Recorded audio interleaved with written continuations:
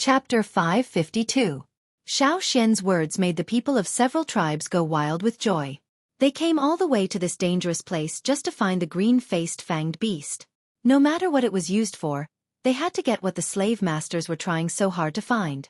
When they saw the Yanjiao people catch one yesterday, many of them were jealous. Now, their chance was finally here. Stretching their arms and legs, everyone listened carefully. They only heard the screams of people in the distance and the occasional roar of beasts. These were all beasts they had seen in this forest before. They weren't catching the target, and there were also the sounds of trees breaking. Other than that, there was nothing else. Listen to the sound of the wind. It sounds like a gust of wind. It's the roar of the green-faced fanged beast, Xiao Xian explained to everyone. No wonder. I was wondering why the wind was so loud. But it didn't blow. The Mang tribesmen smirked. After confirming that Xiao Xian wasn't lying, they all rubbed their palms and prepared for a big fight. Since there's so much prey, there's no need to focus on one place, Xueqi of the Eight Limbs tribe said. That's right. Let's rely on our own abilities. Mu Yu of the Longboat tribe agreed. If they all huddled together, there might be fights. Therefore, the best way was to act separately. Each tribe would hunt on their own. Whatever they caught would belong to them, so as to avoid more disputes. Plus, when they were alone, they didn't have to worry about anything. They could do whatever they wanted. The other tribes expressed their thoughts, while the Yanjiao people looked at Xiao Xian. They had to listen to Xiao Xian on this trip. Xiao Xian gestured for them to calm down, then said to the happy tribes, "There is indeed a lot of prey, but that's not necessarily a good thing. At the same time, I have to remind everyone that the green-faced fanged beast isn't that easy to catch.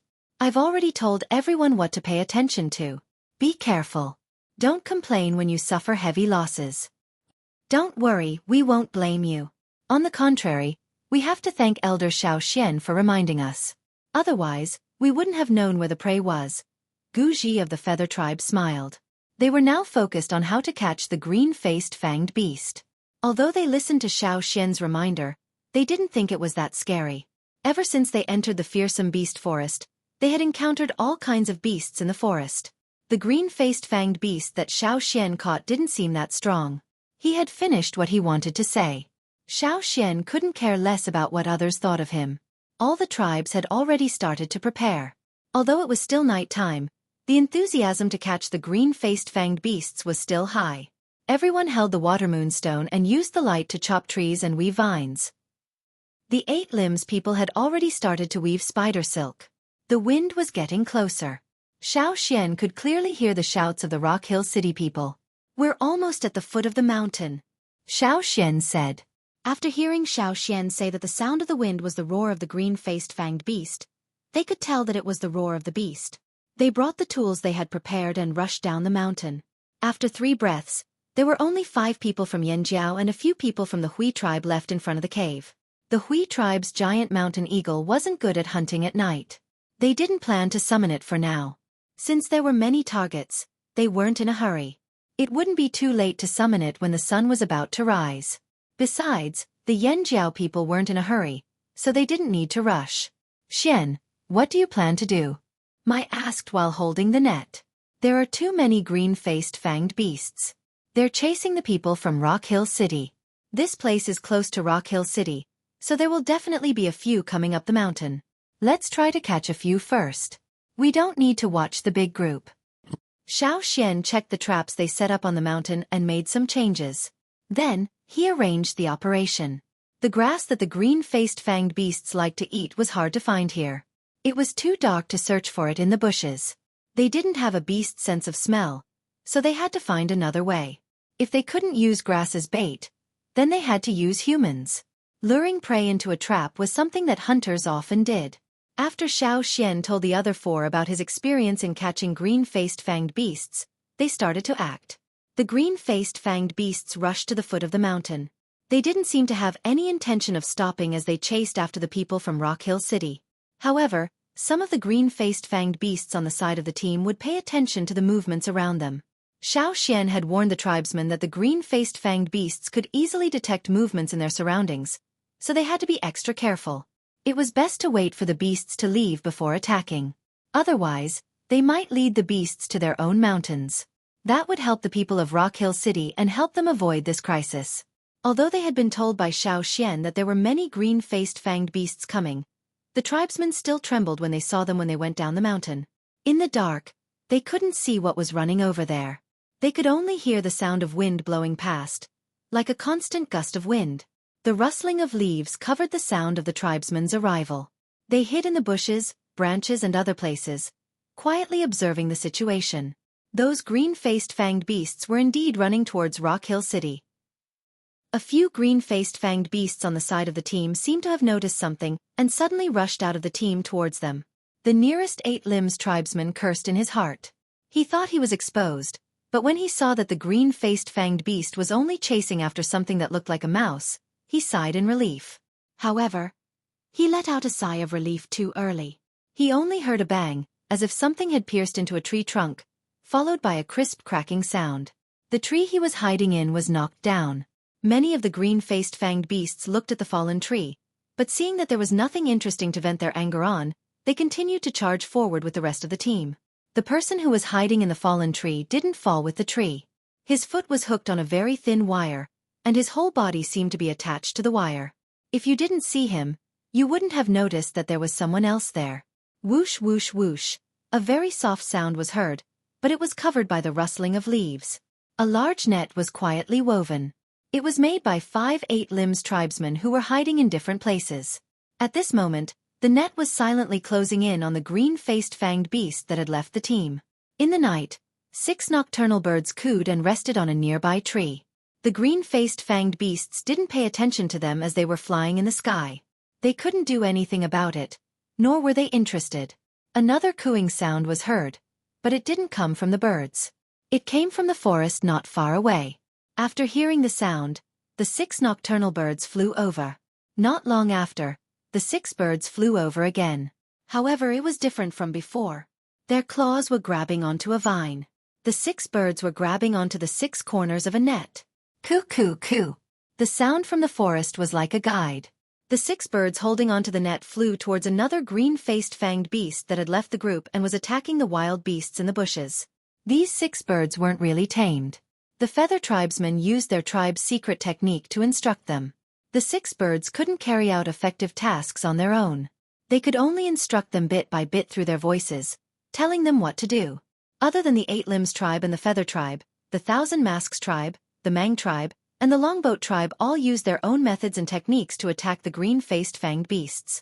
The green-faced fanged beasts group had already passed by. Xueqi led the last few beasts to the mountain, and then separated them with a few others. They lured them one by one to the trap set up. Gu La and the others from the Hui tribe helped from the side. If it was just one green-faced fanged beast, it would be fine. As long as they understood their temperament and behavior, the plan would succeed. If there were too many of them, there would be too many variables. Not only would the plan fail, but everyone would also be in danger. A green-faced fanged beast that stepped into the trap struggled hard, trying to use its fangs to poke away all the vines around it. Xueqi and Gu La jumped down from the trees on both sides. They quickly went over and tied the beast up with vines. The air around the beast's fangs vibrated at a strange frequency, making a whistling sound. It was howling, venting its anger. The hot air coming out of its nostrils was hotter than boiling water. Even though Xueqi and Gu La had already moved away, they could still clearly feel the rising temperature around them. The air around the green-faced fanged beast was like a runaway horse, jumping around without any pattern. It was not reliable to just tie it up, and no one knew how long it would last. After tying it up, Xueqi took out a few polished bronze needles that were smeared with poison. He had already made these needles before he came here. He smeared some of the poison he collected from some plants in the forest and injected the green-faced fanged beast with a needle. That kind of poison had the effect of making large beasts faint. Some beasts with poor resistance to poison might even die from eating that kind of plant. Xueqi did not know if this would work on the green-faced fanged beast, so he brought a few needles this time. If one didn't work, he injected another one. The last time he was looking for the green-faced fanged beast, he did not use this. This time, he planned to give it a try. After injecting 3 needles, the green-faced fanged beast's movements slowed down. The frequency of its nostrils also decreased, and the air around it seemed to have stopped moving. 3 to 5 needles, no more. Xian said as he looked at the green-faced fanged beast that was struggling slower and slower. After that, Xian caught another green-faced fanged beast that fell into the trap. Before they took the bait, they might be very difficult to catch as they were fast and not easy to chase. However, once they stepped into the trap, they would be quickly tied up by the people lying in ambush. After 3 to 5 needles, they would be obedient. Chapter 553. Under the darkness of the night, fights were happening everywhere. Sometimes you could hear people screaming, and sometimes you could hear the sounds of collisions. Xian tied up the third green-faced fanged beast he caught that night and injected it with 3 needles. When it stopped struggling, he blew the wooden whistle. Not long after, Duo Kong, Mai, and the others came over. The few people from the Hui tribe also came over. "How are you? Are you hurt?" Xian smelled blood. The green-faced fanged beast's blood didn't have such a bloody smell, so it could only be human blood. "It's nothing, just a small wound." Duo Kong raised his arm. There was a wound about the length of a thumb on his arm, but it looked like he was scratched by a beast. The wound was about 3 fingers wide, and he had already applied some herbs and wrapped it up with a piece of linen. This was just a graze from the fanged beast's teeth. If it were any other beast's fangs, the wound would only be a scratch. To a certain extent, it was a small wound.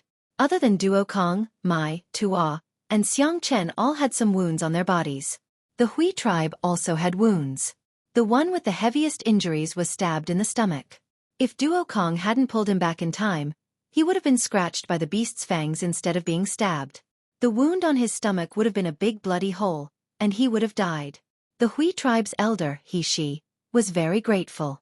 He secretly decided that he would continue working with Yan Jiao in the future. When they returned, he would send someone to thank them. As expected, compared to the other tribes, Yan Jiao was more reliable. "We each caught 1, and Duo Kong caught 2, Mai said. The 4 of them caught 5, and Xian caught 3. Including the one in the cave, they had 9 in total." "Xian, do we continue?" Duo Kong rubbed his hands.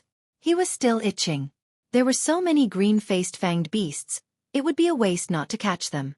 "No, let's get ready to leave," Xian said. "You're leaving so soon?" Duo Kong was reluctant. "Let's take advantage of the fact that the green-faced fanged beasts are distracted by the people from Rock Hill City to escape. Otherwise, it'll be hard for us to escape once they regain their senses.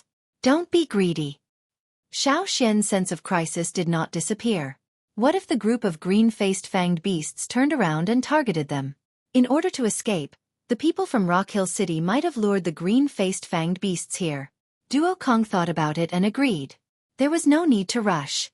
After all, this was still the fearsome beast forest. If they wanted to come back in the future, it would be fine. Their tribe was at the edge of the fearsome beast forest.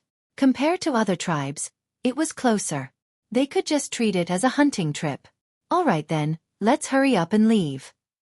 Don't let those people from Rock Hill City plot against us. Slave masters are very treacherous." After thinking it through, Duo Kong couldn't wait to go back and try to forge weapons with these green-faced fanged beasts. He was very wary of the slave masters. Who let the slave masters on the other side of the sea be a big force? Although the slave masters' territory was only in the desert, they were still slave masters. He had to be careful. Signaling Gu La to blow a whistle to inform the other tribes, Xian went back to the cave to bring out the first green-faced fanged beast he caught. He injected it with 3 needles to wake it up. He didn't know if they would attract the group of green-faced fanged beasts when they left. It was too risky. "What? No one is here yet." When Xian went down the mountain, he didn't see anyone else. There was nothing else important in the cave. Everyone could just grab their prey and leave. But now, Gu La had already blown the whistle to gather and leave. Did those people not hear it, or did they not want to leave the prey in front of them? "I'll blow it again." Gu La's expression was ugly as he blew the whistle again. They had cooperated with the other tribes for so many years. They knew how to communicate with each other and what the whistle meant. It was understandable if they couldn't return because of the situation. But in such a big place, how could they not return even if they didn't hear the whistle? At this moment, a series of nocturnal bird whistles came from somewhere in the forest. "It's the Feather Tribe. They don't want to leave immediately. They asked us to wait." Gu La frowned. Tell them, either they come here immediately and we leave together, or they continue to catch beasts here and we leave now. Xian said. Gula did as he was told. But when he returned, the other party didn't want to leave immediately. Let them be. Let's go.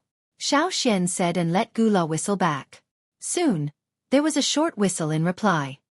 They agreed. Gula didn't understand.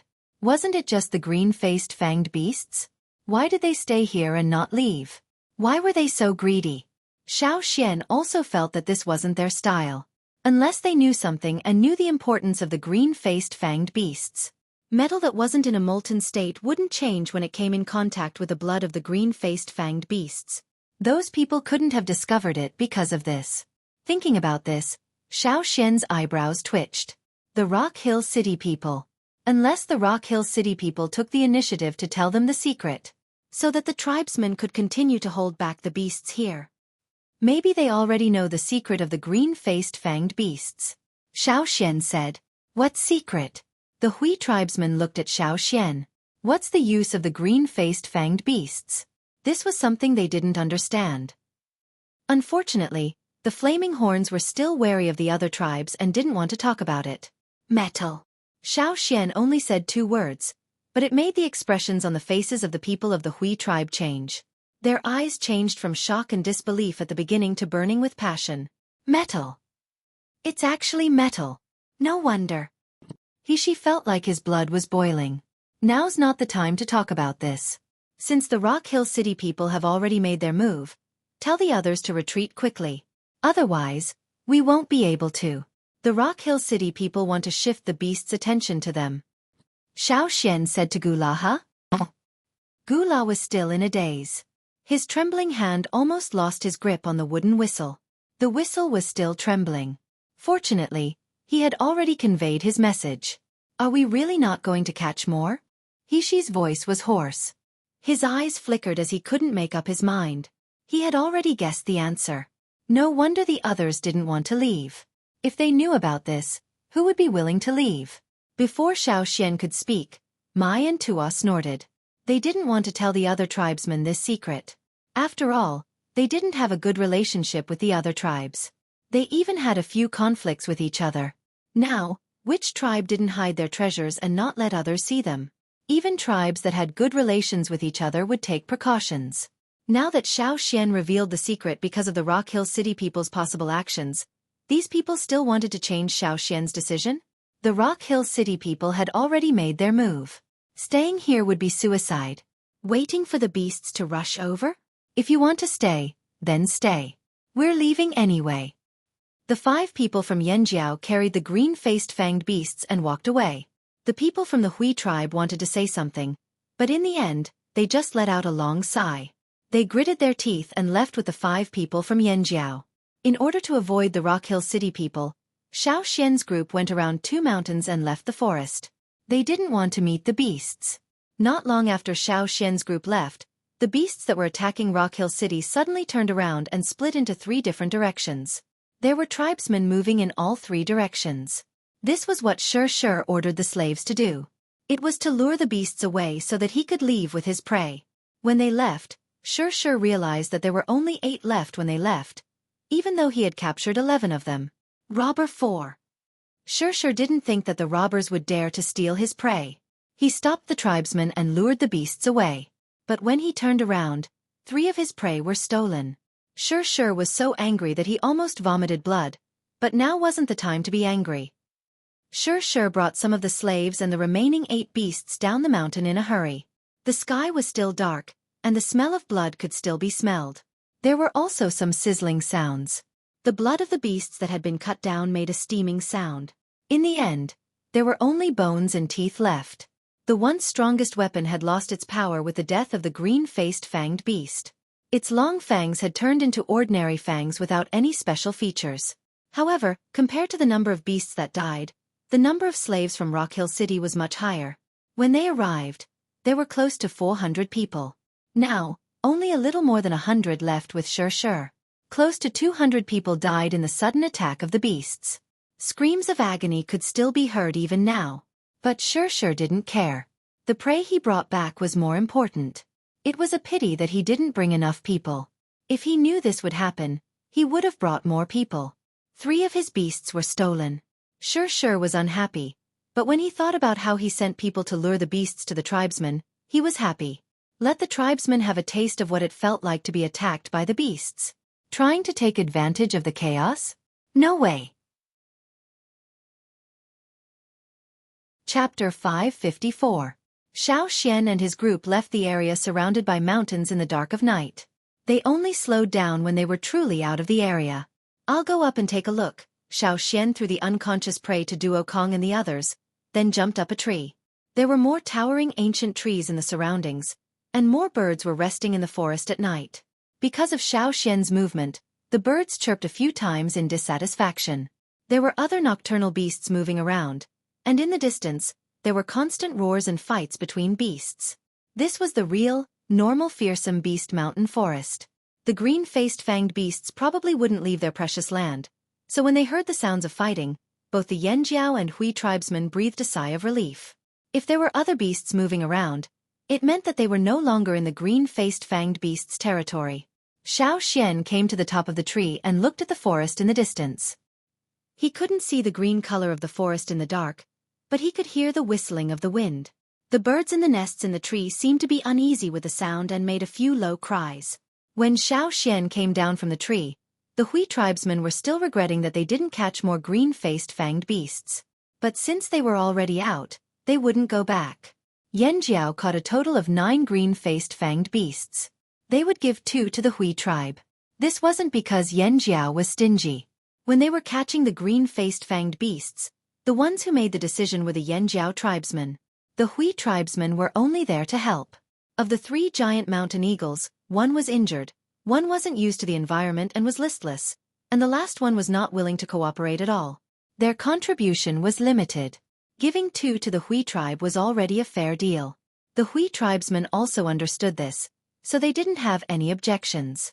They just regretted that they didn't catch more.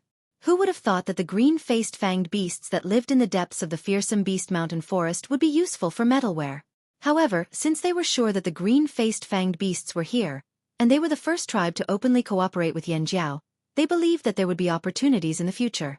The Yanjiao people would definitely go there again, and at that time, they could send more people with them. Thinking of this, the people of the Hui tribe felt very lucky. Indeed, cooperating with Yanjiao was the right choice. Xueqi, why don't we wait here? She of the Hui tribe suggested, but his words were hesitant and cautious. As he spoke, he carefully observed the movements of Xueqi. It was dark now, so he couldn't see the expression on Xueqi's face. He could only guess from his breathing and movements. Sure. Xueqi didn't plan to leave now. The fearsome beast mountain forest was dangerous at night.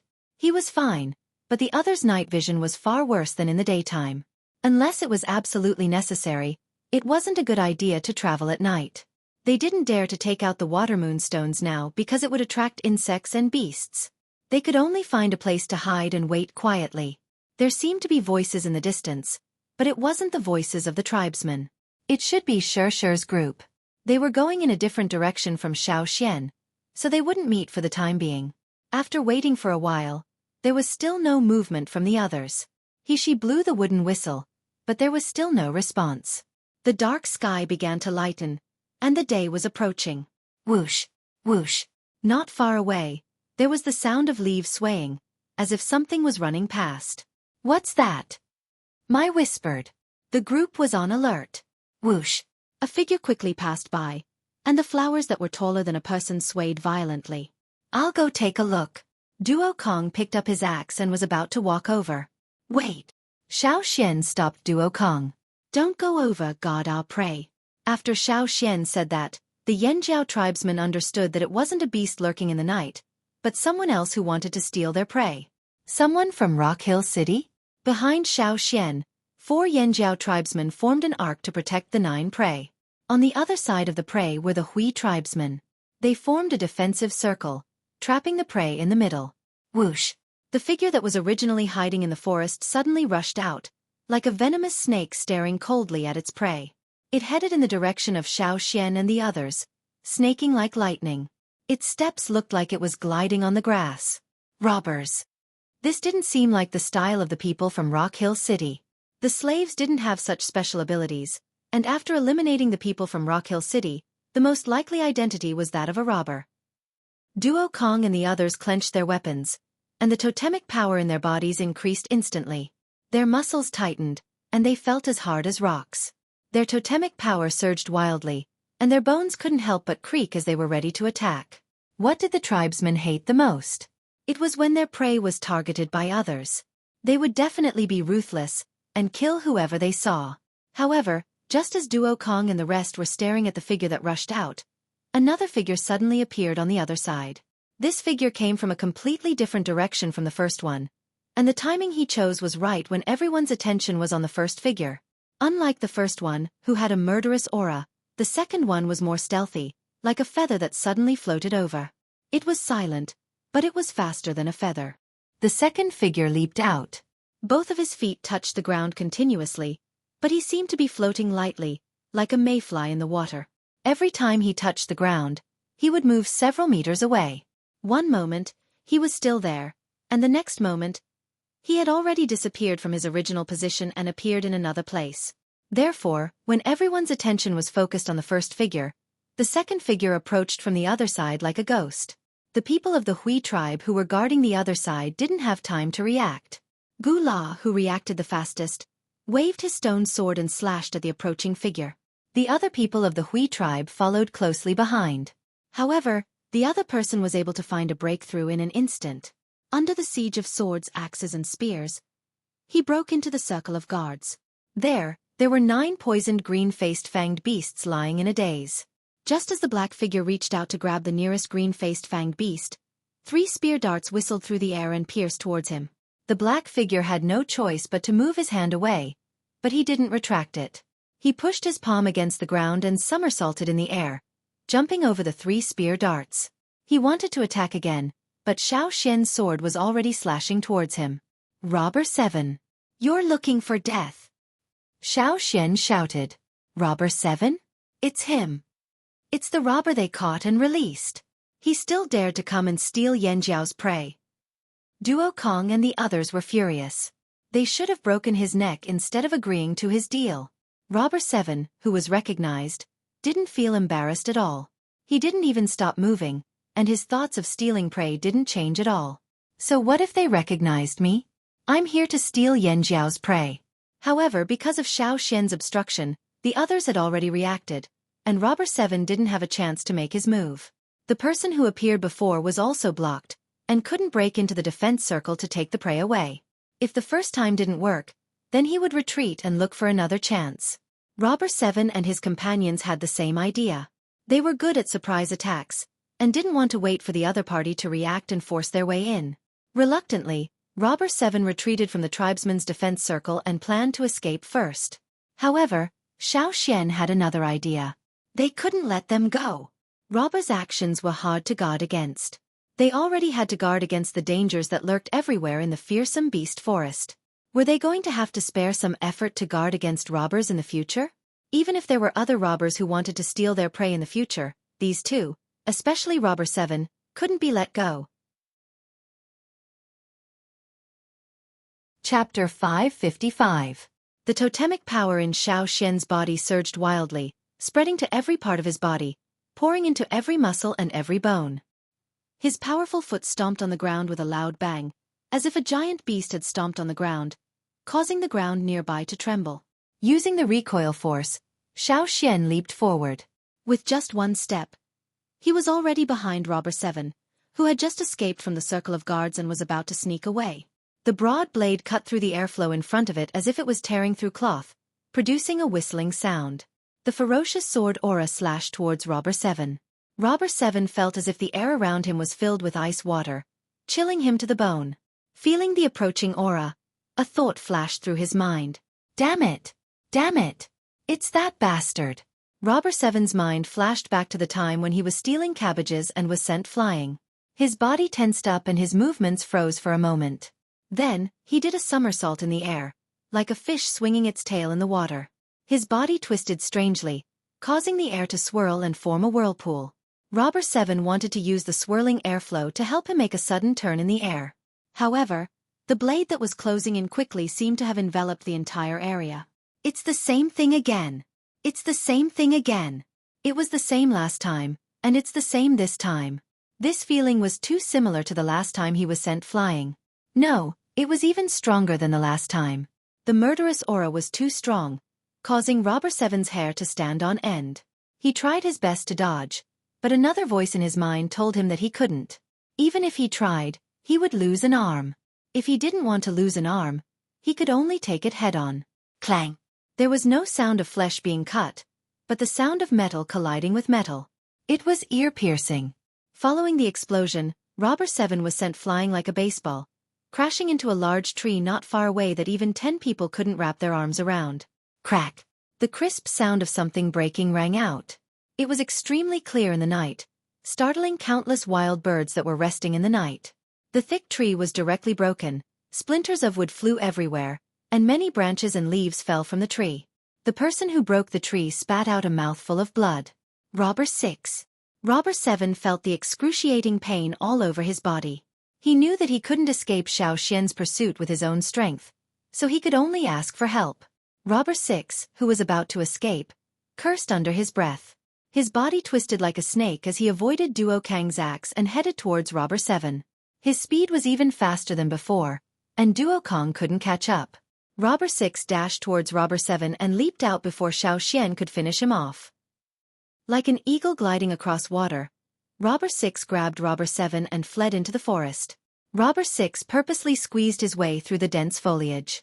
Even though it was a narrow space filled with shrubs, Robber 6 was always able to find the most suitable escape route.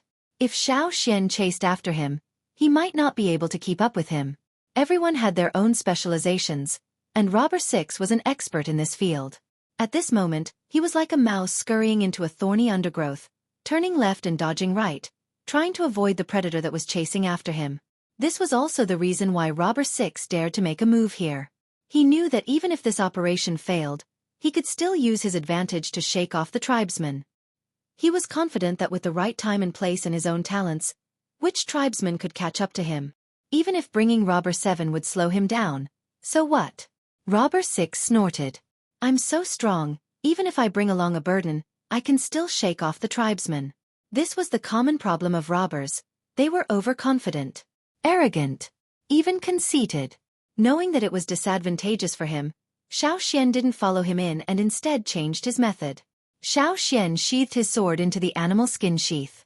The hand that wasn't holding the sword clenched into a fist. He bent his knees and stomped on the ground, leaping up.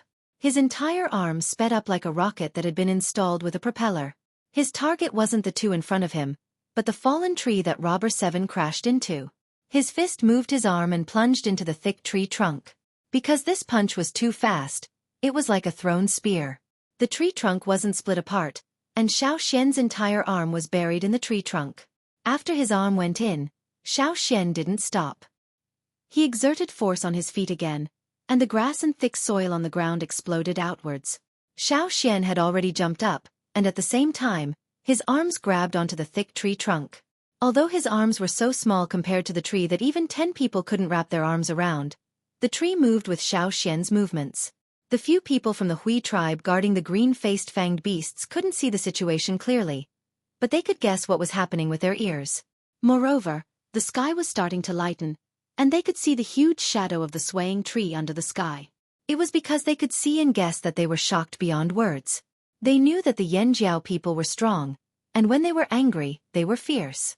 These days, they thought they understood the Yanjiao people, but at this moment, they felt that they still underestimated them.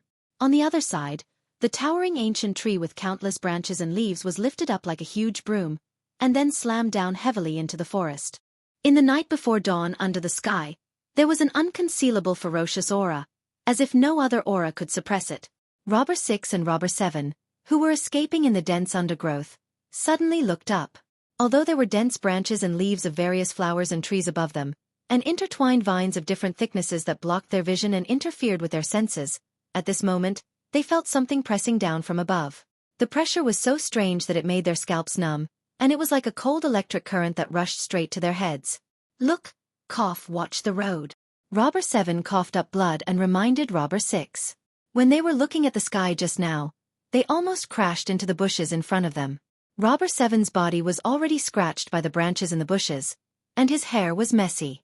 The pain of broken bones in many parts of his body was constantly attacking him. This feeling was too overwhelming. I know. How much do you? Before Robber 6 could finish his sentence, a huge boom came from above, drowning out all his words. Boom! The huge ancient tree was slammed down.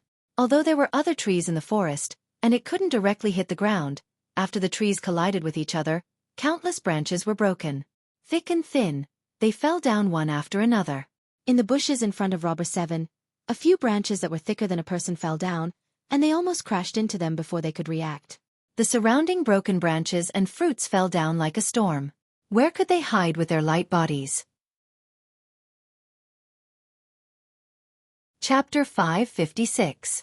The sound of the huge ancient tree smashing into the forest reverberated through the forest, spreading far and wide. Two beasts that were fighting for food were frightened by the commotion.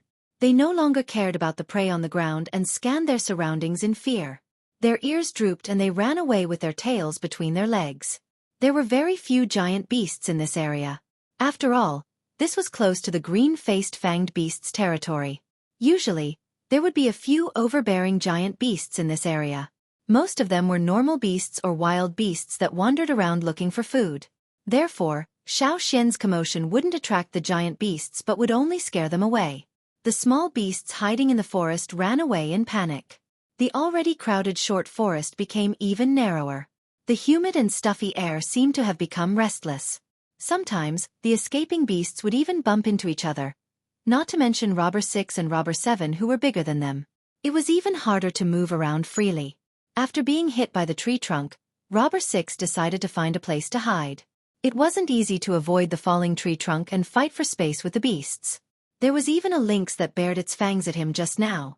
If it was any other time, he would have killed it.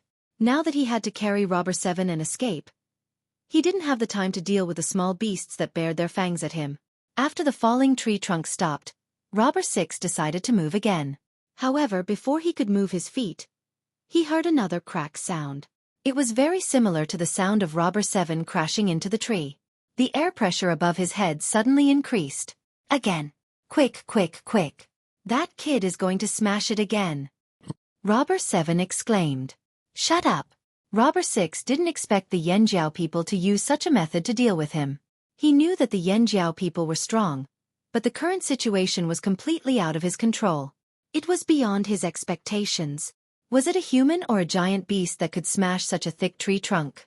Boom! Another loud noise. In the surrounding forest, a large number of broken tree branches fell.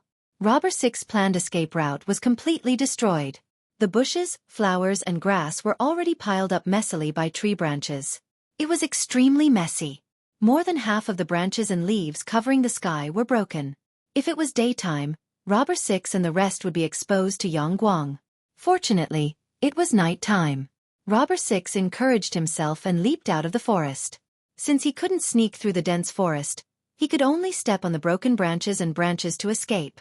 However, before he could run a few steps, another tree came crashing down from above. The tree trunk was long, with many branches and dense foliage. When it crashed down, the impact was too wide. Robber 6 couldn't escape in time.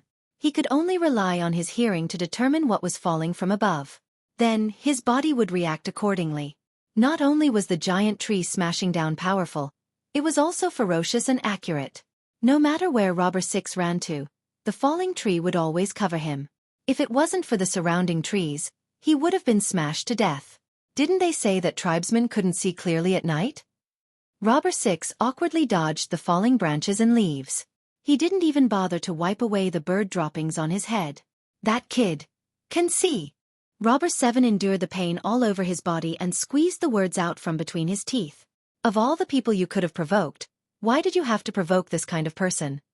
Robber 6 roared. Like the others, he left the green-faced fanged beast's territory when he realized the situation wasn't good. He didn't expect to see the Yanjiao and Hui tribesmen as soon as he came out.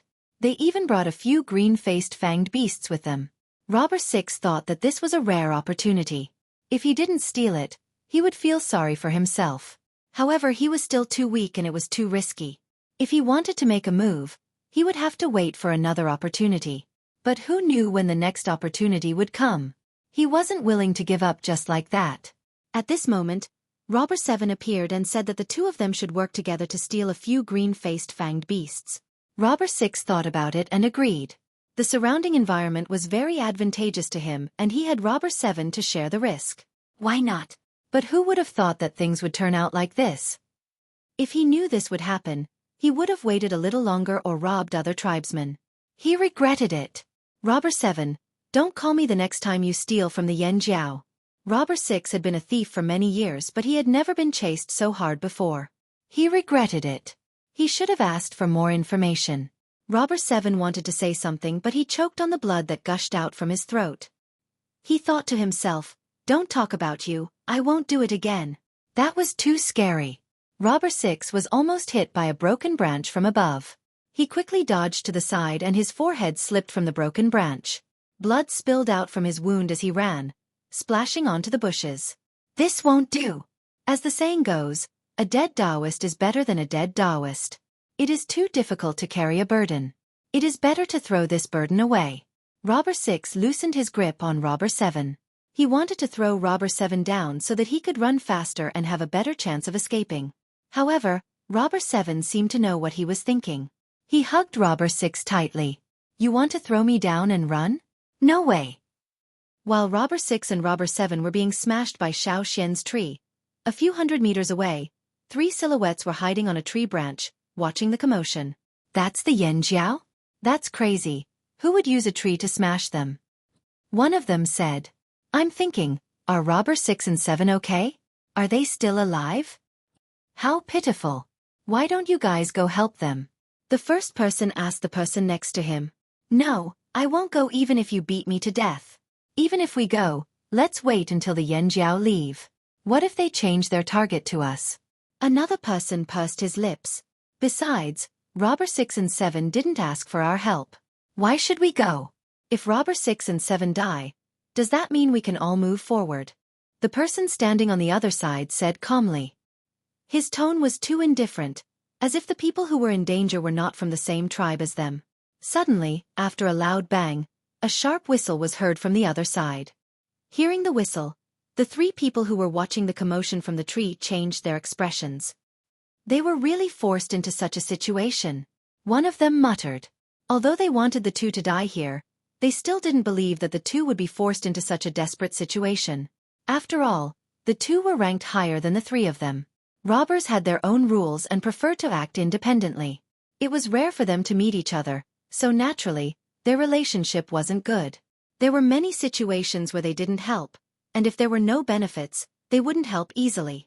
Especially those ranked in the top 10 of the tribe, they enjoyed more resources and received more benefits, so they had to have the corresponding strength. Being caught instead of stealing was a humiliation. It was a question of their strength. Therefore, after being caught, most of them would find a way to escape instead of asking others for help.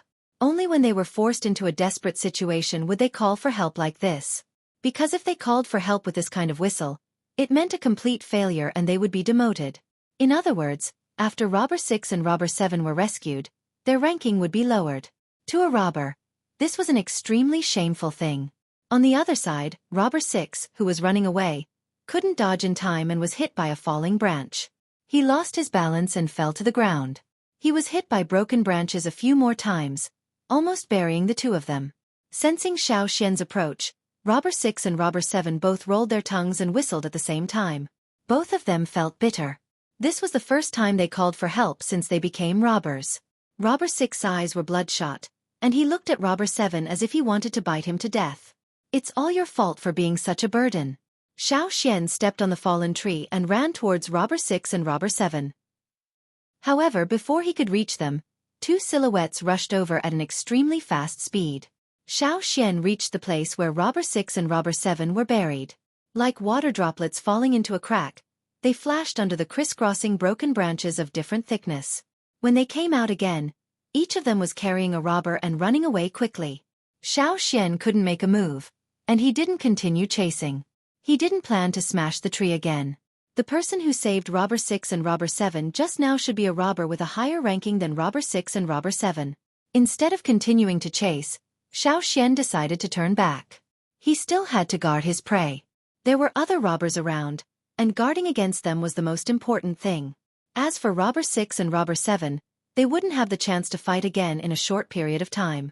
They needed to recuperate. When Xian returned with regret, the 4 Yanjiao tribesmen and the Hui tribesmen formed a defensive circle to protect their prey. However, the Hui tribesmen's faces were a little stiff. They looked at Xian as if they were looking at a monster. Chapter 557. Where are the 2 robbers? Duo Kong and the other 3 looked at Xian. They were rescued, Xian said. The 4 of them looked regretful. It was such a pity that they couldn't smash the 2 robbers to death. However, Xian's actions had enlightened the 4 of them. They shouldn't compete with the robbers in terms of speed. There was another way to deal with the robbers. Just like how Xian used a long golden racket to knock Robber 7 unconscious. This time, Xian hugged a tree and smashed it down. If it weren't for the fact that Robber 7 and the others were rescued, he might have smashed the 2 robbers to death. However, they couldn't ignore their speed. They had to practice it when they got back. Otherwise, the robbers would run out of their attack range before they could even lift the tree. The robbers' advantage was their strange body shape and speed. In terms of physical strength and strength, they were much stronger than the robbers. They should be thinking about how to use their advantage to deal with the robbers. Seeing that Duo Kong and the other 3 were deep in thought, the faces of the people from the Hui tribe stiffened. Duo Kong and the others looked like they wanted to carry the tree and smash it a few times too. Be careful, there are still robbers around, Xian said. Yes, we know. After what happened just now, everyone knew that they couldn't be distracted. They had to focus on the area they were guarding. They couldn't be distracted by the slightest movement. Is there any news from the others? Xian asked. No. Gula shook his head. Speaking of this, the people of the Hui tribe let out a long sigh. Even the robbers in Rock Hill City had come out. If the others didn't come out, they might have really fallen into the trap. There was a glimmer of light in the sky. 3 giant mountain eagles flew over following Gu La's whistle. One of them didn't flap its wings as naturally as the other 2. It was the eagle that was hit by an arrow. The other 2 were energized after leaving the green-faced fanged beast's territory. The people of the Hui tribe decided to ride the 2 eagles over to take a look. The 2 giant mountain eagles weren't happy. It wasn't easy for them to get out of that place. Why did they have to go back? When they thought of the uncomfortable environment over there, they felt like throwing up the meat they had eaten early in the morning. Although they were unwilling, since the people of the Hui tribe insisted, they did as they were told. Xian couldn't help but think of Cha-Cha when he saw Gula summon the giant mountain eagle named Shan Dao. He didn't know how that guy was doing, but he couldn't go to Eagle Mountain to find him. About 2 hours later, the sun had already risen, and the temperature in the woods had obviously risen. When all the water vapor in the night had evaporated, the 2 giant mountain eagles reappeared. But this time, they brought back a few people. They were all seriously injured people from the other tribes. Some of them had lost an arm, and their wounds were still bleeding as if they had been blown open. Seeing that the people of the Hui tribe were too busy, Xian and the others also went over to help. They took out some of the herbs they brought and applied them on the wounds. The others will arrive soon. Gula sighed. He couldn't help but feel lucky that they chose to leave with the Yanjiao yesterday. Otherwise, they would be in the same situation as these people. After another hour, the sun was scorching the earth. Xian and the others were resting under the shade of a tree when they heard the commotion. Everyone's expression was very bad. More than half of them were dead or injured. It would be strange if they were happy. Xian had told them some of the characteristics of the green-faced fanged beast's attacks. They were prepared to avoid a worse situation. But when the slaves led the beasts over, their skills were limited. The green-faced fanged beasts were filled with a violent and crazy aura. They didn't care about anything else and only knew how to attack. They were like unscrupulous hurricanes, destroying everything in their path, especially living things. They also regretted not leaving with the Yanjiao and the Hui tribe when they heard the whistle. But they were really shocked by the news. They only wanted to catch a few more green-faced fanged beasts. They thought that if they caught one more, they would have enough time to retreat. But the beasts didn't give them enough time. Who was to blame for this result? Blame the Yanjiao for not telling them everything in advance? So much so that when they found out the truth, they couldn't bear to let go of the benefits in front of them? Thinking back to when they were in the desert, they excluded the 3 people from Yanjiao. Later, when they noticed the changes in the desert, they left the 3 people from Yanjiao alone. Now, they still hoped that Yanjiao would consider everything for them? How was that possible? Who didn't have emotions? Not to mention the grumpy and unreasonable Yanjiao people? They weren't close partners, so the trust between them was too low. They were all on guard, so naturally, they wouldn't tell each other any secrets. From another perspective, they probably wouldn't even lead the way into the forest. Duo Kong laid there without moving. He rolled his eyes at the people who came over and continued to guard their tribe's prey. Xiao Xian also found that the people from the 5 tribes who came back all caught 2 or 3 green-faced fanged beasts. The 8 Limbs tribe caught the most, with 3. The other tribes only caught 2. The beasts that were tied up were all unconscious. These tribes always had their own ways to keep them unconscious. Hey, Muyu, didn't you guys catch 3 of them earlier? Why are there only 2 left now? And Gu, didn't you catch 4? Why are there only 3 left? He-She of the Hui tribe asked. He-She's confusion made the people who came over look even worse. It was Chu-Su of the Mang tribe who explained. Don't mention it. When we came over, we met the robbers. If we didn't gather together, more would have been robbed. They finally got rid of the green-faced fanged beasts and left that place. The beasts didn't chase after them. Just as they relaxed, the robbers attacked. You guys also met the robbers. Gula was surprised. Also, Chu-Su caught the word. You guys met the robbers. The people from the other tribes who just arrived looked at the Yanjiao and Hui tribes.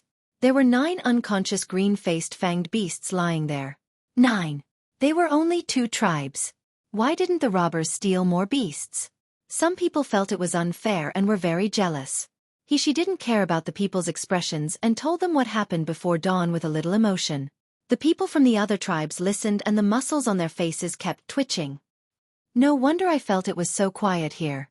So this was the reason, Chu-Su said. The birds and beasts in the forest were all scared away, so it was good for them to rest. Whether they were satisfied with the result or regretted it, it was all in the past. They wouldn't set foot in the green-faced fanged beasts' territory now. The beasts were probably still in a frenzy, and birds kept flying over there. After resting for a day and recovering their strength, the people from the other tribes were very quiet. Some people were thick-skinned and asked Xiao Xian and the others if the green-faced fanged beasts really had anything to do with gold. In this regard, Xiao Xian and the others all answered with yes, ah, oh and so on. They didn't say much.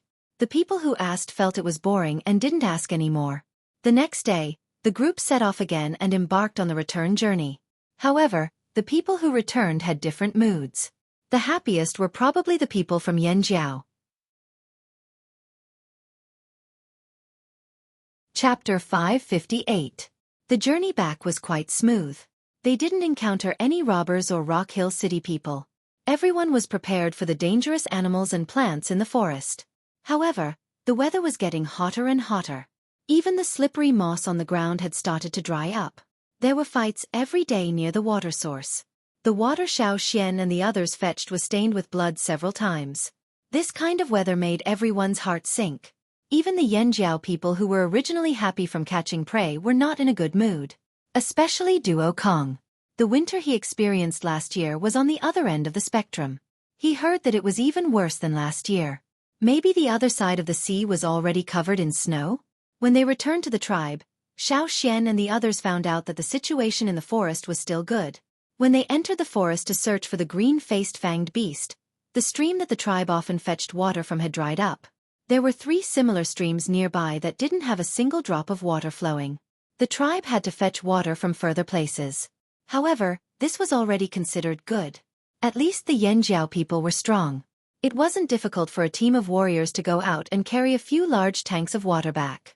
The expanded animal pens and fields could be used temporarily. There was no crisis. However, many tribes outside were not so good. The weather couldn't be changed. People were panicking. Many small tribes held ceremonies every few days, hoping to change the current situation through prayers and sacrifices. However, the weather didn't change. In fact, it was getting hotter. There was no rain. Not only were the animals in the forest fighting for water, but people were also fighting. It was said that in this unusually hot and dry winter, there were more tribes fighting than before. The reason was mostly because of the water source. Most tribes were located near water sources. In the past, when there was no water shortage, it was fine. However, now that there was such a situation, the conflicts escalated. After all, not every tribe was as close to the forest as Yanjiao. In order to survive, fighting was inevitable. After leaving the forest, the people from the other tribes did not stay in Yanjiao for long. Not only were they worried about the green-faced fanged beasts, but they were also worried about the harsh living conditions brought about by the current climate. They had to hurry back to their tribes as soon as possible. Fortunately, only a portion of the people had entered the forest. Every tribe had a portion of their people waiting in Yanjiao. There were also people who came to deliver their sincerity, to help protect the green-faced fanged beasts so that they wouldn't be kidnapped halfway. When survival became difficult, the number of robbers increased. They had no choice but to be more prepared. After the people from the other tribes left, the Flaming Horn tribe began to prepare for the upcoming battle. The green-faced fanged beast that he had been looking forward to all day was finally back. It was time for the next step. Since the green-faced fanged beast's blood was special, it would evaporate before it could be used. Due to the lack of time, it was easy to make mistakes during the forging process, so it was best to extract some of the blood first. For this reason, Xian used a bamboo tube to make a simple syringe. It was as thick as a child's arm and nearly half a meter long. The inside of the syringe was polished and cleaned many times to prevent too many impurities from affecting the forging process. The piston was made of resin, taken directly from the plants in the forest, and connected to the piston rod. The needle was made from a type of bird's bone. Their bones were hollow. He chose a bone that was thin and hard enough. One end was connected to the syringe, and the other end was sharpened to make it easier for the needle to pierce. If it was too thin, it wouldn't be hard enough and would break easily. After it was done, Xian tried a few times to get some water. It was okay, it didn't leak. Seeing Xian make something like this, everyone felt very curious. When Xian used the syringe to get water, they knew what it was for. Naturally, they were very excited. Of the 9 green-faced fanged beasts, 2 were given to the Hui tribe, so there were 7 left. Now, 7 of them were still unconscious. When Xian and the rest came back, they showed signs of waking up. They only calmed down after a few injections. It was very strange. The green-faced fanged beasts rarely opened their mouths except when they were eating. Even when they were asleep, their mouths were tightly shut, and only their nostrils were breathing. Xian wanted to give them some medicine, but he couldn't. He could only prick them. "You can just use this?" Ao and Zheng Luo stood behind Xian, watching him suck the water out of the jar with the syringe and then inject it into another jar. "Let's try it." Xian wasn't sure before trying it. Who knew if the green-faced fanged beast's blood would react with the bamboo and resin? "Drag one over." Xian gestured for Duo Kong to get the prey. Duo Kong glanced at the 7 green-faced fanged beasts on the ground and picked the fattest one. It happened to be the first one Xian caught, the one with a broken fang. Although it no longer had a round belly and had lost a lot of weight, it was still a lot fatter than the others. It was no wonder Duo Kong picked it and carried it over. Looking at the green-faced fanged beasts in front of him, Xian thought that if he could successfully extract their blood this way, he wouldn't have to kill them all at once. After all, he didn't know how much to use and when to use it. He had to try again and again, and if he failed, he would have to start all over again. 7 seemed like a lot, but if he failed every time, would he have to go back into the forest to catch more? He had only been back for less than a day. Xian squatted down and avoided its long fangs. He looked at the distribution of its bones and determined where its internal organs might be. Then, he took out a dagger and made a cut on its chest. It wasn't a deep cut. It only broke the skin, and not much blood flowed out. The skin of the green-faced fanged beast was too thick, and the bones Xian picked were thin. To prevent the needle from breaking, he first used the dagger to break the skin. Green blood flowed out, and soon, it made a sizzling sound. It was like boiling water, and it evaporated at a speed visible to the naked eye. Ao and Zheng Luo had only heard about it before. Now that they saw it with their own eyes, they knew how special this beast's blood was. The green-faced fanged beast's self-healing speed was very fast. Xian didn't wait for the wound to heal before stabbing it in. He didn't pierce it too deeply. The needle went in at a slanted angle. As he inserted the needle, Xian pulled the plunger out of the syringe. Although he couldn't see what was going on inside the bamboo tube, Xian could feel if there was blood flowing out when he pulled the plunger. When he felt that there was blood flowing into the bamboo tube, the force needed to pull the plunger would be much smaller. It would be even better if the needle pierced into the blood vessels. Feeling the blood flowing into the bamboo tube, Xian sighed in relief. This method was still feasible. This was just an experiment. Xian kept the needle in the same position as when the blood was flowing out. After drawing out nearly 1/3 of the blood, he stopped. The wound on the green-faced fanged beast had healed. When Xian pulled out the needle, it took some effort and he almost broke the needle. After pulling out the needle, the wound on the green-faced fanged beast's body healed quickly. There were no visible marks on the punctured area. Xian pushed the plunger of the syringe and squeezed out half a drop of green blood. There was a sizzling sound in the air. Soon, the drop of blood evaporated and sealed the needle. There was no more sizzling sound. This proved that the blood in the bamboo tube was still there for the time being. Everyone let out a sigh of relief. This method worked. It meant that they could use this method to extract blood and send it to the casting room to be used during casting. Chapter 559. Once the blood had been extracted, the casting process would begin soon. They did not know how long the blood would last in the bamboo tube, nor could they guarantee that the blood would not deteriorate. That was why they had to start as soon as possible. In the casting room, all unrelated people were chased out. Even if they wanted to watch, they could only wait outside. Other than the 2 chiefs and the 3 team leaders, the other team leaders could only walk around in circles, craning their necks but to no avail. The casting process was still the same as the slave master's mud casting method. They poured molten alloy liquid into the mold. Most of the casting materials were mud. However, this casting process was different from the past. Everyone was more careful with every step. This was an experiment using the green-faced fanged beast's blood. It was an important turning point. If they succeeded, the tribe's bronze wares would be upgraded to a higher level and the use of stone tools would gradually be replaced. After all, if the new bronze wares were hard enough and sharp enough, or as Gong Jiahang said, if they could cut through stone, many people would choose to use bronze wares. The clay used for casting had been dried in the shade for a long time and repeatedly smashed to a high degree of maturity. The bronze ware made in the past had also proved its usefulness. It was not too wet and did not emit any gas, so the bronze ware made was still acceptable.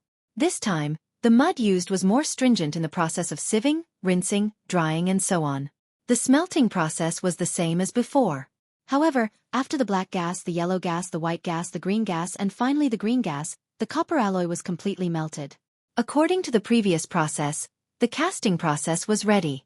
However, this time was different. Before the casting process, the green-faced fanged beast's blood would be added.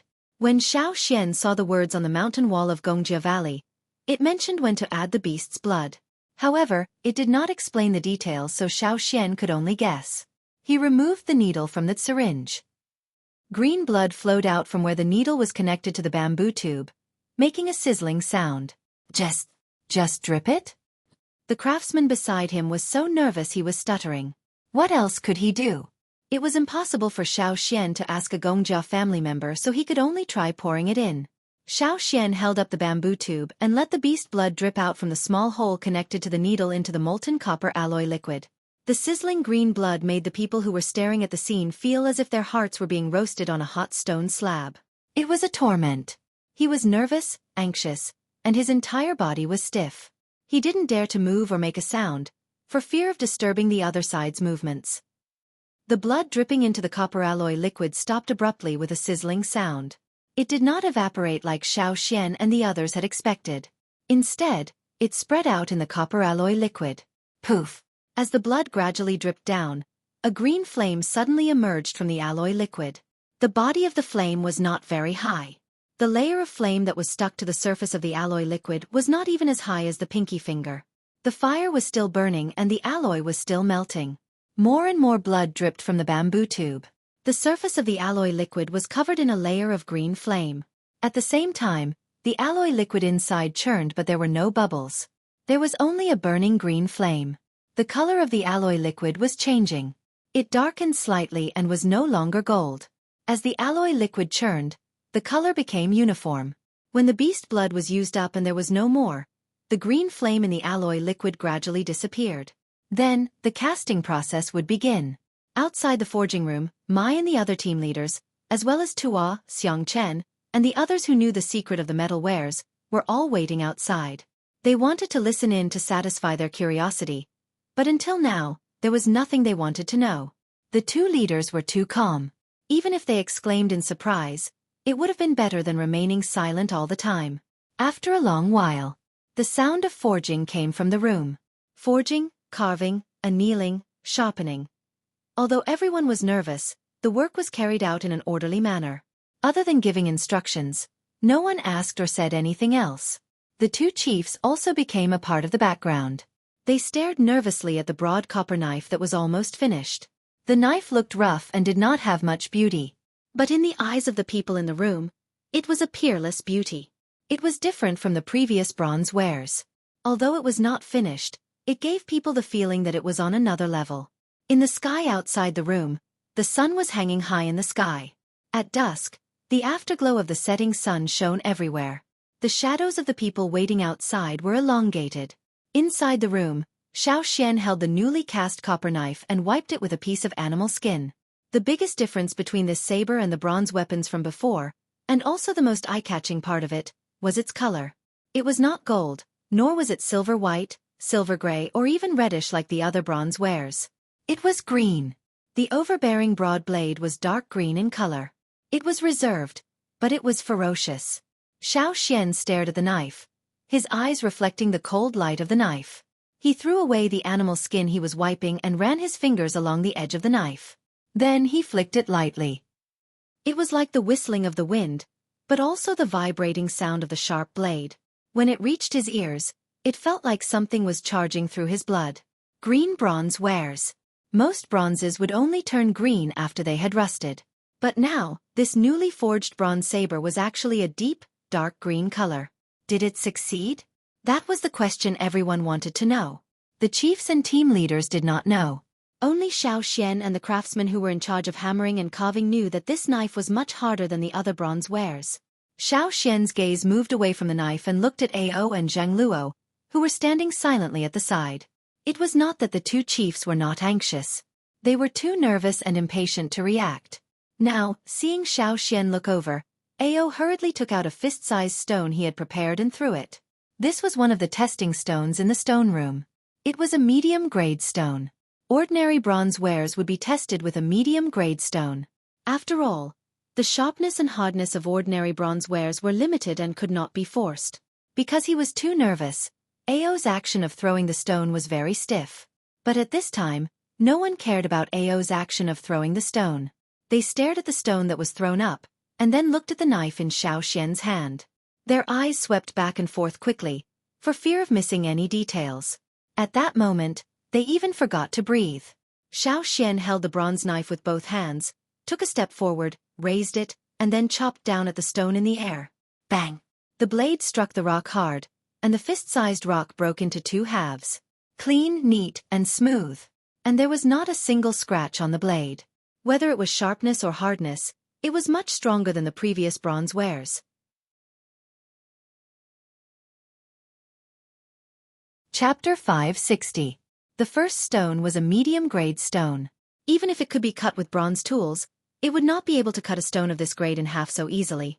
The breathing of the people in the room suddenly became heavy as they stared at the cyan bronze knife in Xueqi's hand. Let's try again.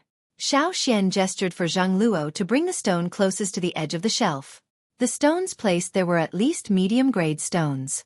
There were also some scraps of high-quality stones left over from the polishing of tools. They were placed here as testing stones. When they heard that Xueqi was going to test his knife with medium-grade stones, the two chiefs' hearts ached. What if the knife bent? What if there was a nick in the knife? However, after Xueqi tested his knife, they fell silent. Because he was worried about his knife, Zhang Luo tossed a medium-grade stone up. It was still a little off from a high-grade stone, but Xueqi's bronze knife easily left a nick in it. Although it did not cut the stone in half like before, The result was enough to satisfy everyone in the room. This knife is similar to the one Gong Jiaheng made, right? Zhang Luo took the knife from Xiao Xian and carefully touched the spot where he cut the stone. There was no nick. Back when they were on the other side of the sea, Gong Jiaheng had returned from Gongjia Valley to visit the Flaming Horn tribe. The rock he used to test his sword on was also above average grade and had a similar hole. That was why Zhang Luo was reminded of what happened back then. That was made by the Gongjia craftsman. And the one in his hand was no worse than the one the craftsman made. Zhang Luo was instantly filled with pride and heroism. He wanted to shout out loud to let the world know. Look, this is a weapon made by the Yanjiao tribe. It's no worse than the Gongjia people. In terms of craftsmanship, Yanjiao could not compare to the talented Gongjia family. However, they had other ways to close the gap. Look, isn't it done? Of course, if Gong Jiaheng had green-faced fanged beast blood, he could definitely make better weapons. But they didn't have that. Zhang Luo and Duo Kong couldn't help but feel smug. If the Taiha people were here, they would probably be shocked. After all, the Taiha tribe had always been better than the Yanjiao tribe in terms of farming and casting. They really wanted to see their expressions. What a pity. He couldn't see her. Zhang Luo reluctantly handed the knife to Ao. He had already seen it. There were others waiting to see the first Yanjiao bronze knife. Opening the door to the stone house, Zhang Luo had a complicated smile on his face. His steps were light and he shook as he walked, causing the small leaders outside to glance at him. However, their gazes quickly shifted to the stone house. Zhang Luo had already come out and the door was open. Did that mean the things were done? Judging from Chief Zhang Luo's reaction, did he succeed? Hence, after Zhang Luo left, the people who had been anxiously waiting outside also swarmed in. Xiao Xian did not continue to stay inside. He had to check on the green-faced fanged beasts. According to the plan they had discussed, they would make a bronze weapon every day. This meant that he had to take a bamboo tube of beast blood every day for at least 6 days. Now, the tribe's attitude towards the 7 green-faced fanged beasts was not to kill them straight away. They were going to adopt a sustainable development strategy and try their best to raise them. When Xiao Xian came back, he brought back a few stalks of grass that the green-faced fanged beasts liked to eat. He had already planted them in the tribe, but they were not growing well. He wasn't sure if they could survive. Even if they could, those few stalks would not be enough to satisfy the 7 beasts. He just didn't know what else the beasts ate other than that grass. If these beasts were too picky, they would not be able to implement a sustainable development strategy. They would have to take their blood and cook them.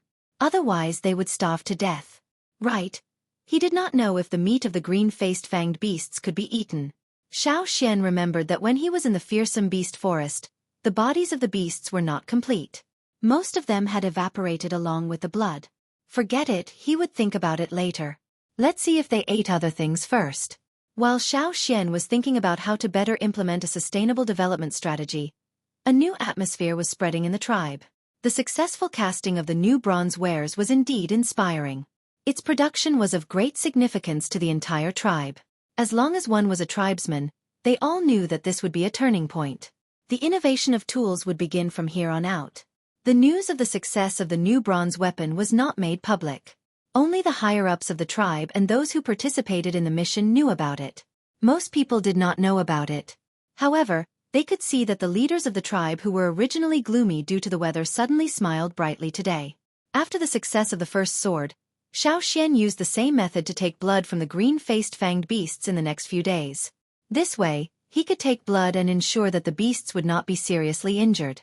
With the experience of the previous day, Xiao Xian took less blood in the next few days than the first day. This was because he found that after adding beast blood into the molten alloy liquid, there would be a saturation state. When the beast blood mixed with the alloy liquid and reached a saturated state, adding more beast blood would only cause the green flame to continue, and the alloy liquid would no longer tumble and fuse. After that, the new bronze weapons such as knives and axes were successfully cast. This proved Xiao Xian's guess. This also gave everyone a clear understanding of the use of beast blood. They could roughly calculate how much beast blood was needed for the alloy liquid. In 7 days, Xiao Xian took 7 vials of beast blood from 7 green-faced fanged beasts. The 7 beasts were still unconscious.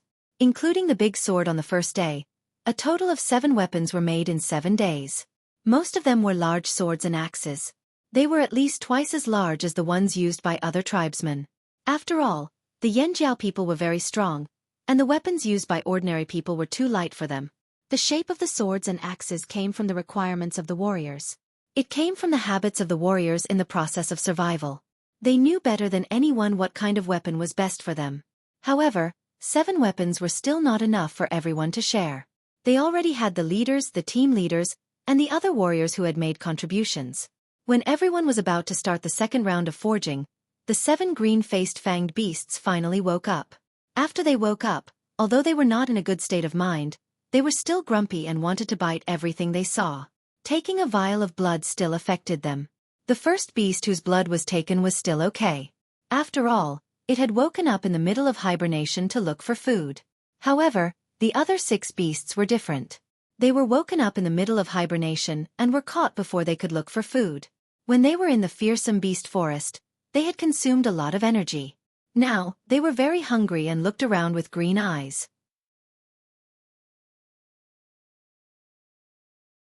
Chapter 561. The 7 green-faced fanged beasts woke up probably because they were starving and had their blood drawn. Although they didn't seem to be in a good mental state, their eyes were still ferocious. Their green, wrinkled faces looked even more ferocious. Their 2 big fangs made a crackling sound in the air. They seemed to be very unstable in their irritation. What should we do? Duo Kong threw the grass in his hand to the ground and scratched his head impatiently as he asked Xiao. Now, it was difficult to even get close to the 7 green-faced fanged beasts, let alone feed them. As soon as they got close, the 7 beasts would shake their fangs and stab them as if they had seen their enemy. Although the 7 beasts were tied up tightly, and even if they shook their heads, the angle was limited and they couldn't hurt anyone. But now, the 7 beasts were completely uncooperative. The grass that Duo Kong threw in front of them was the freshest grass he had gotten from the mountains early in the morning.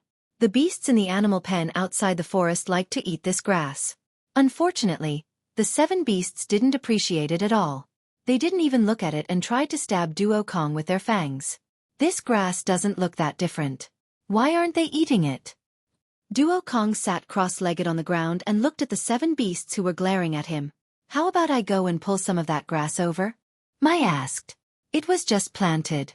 Plus, there are only a few of them over there. Even if they eat it, there isn't enough grass. Duo Kong shook his head. He didn't think it was a good idea. If the 7 green-faced fanged beasts continued to be like this, not letting anyone get close to them, being hostile to everyone, and being picky about their food, they could only cook them. Even if they couldn't cook them, they could still keep their fangs and bones to make bone tools. Xiao looked at the 7 green-faced fanged beasts that were struggling and breathing hard. He decided to give it a try. For the past few days, he had been thinking about how to deal with the 7 green-faced fanged beasts. There was a huge demand for new bronzes in the tribe, and it was not a good idea to go back and catch the green-faced fanged beasts now. The weather was getting hotter and hotter, and the beasts in the forest were fighting for water. The fighting was getting more intense, and the hinterland of the forest was getting more dangerous. It was not a good time to enter the forest. If they could raise these 7 beasts and take their blood every 7 days, these 7 beasts would continue to live, and the tribe would be able to obtain what they wanted from them. If he wanted to raise it for a long time, he couldn't keep it tied up all the time. It would be best if it was obedient. To make them more obedient, it was impossible to domesticate them. Their tempers had long been cultivated. Xiao thought about it and there was only one way, to enslave them. Ji had once said that the first slave would be the most loyal of all the slaves, and the one with the closest connection to the slave master's consciousness. No matter how good the other slaves were, they would always be a little worse.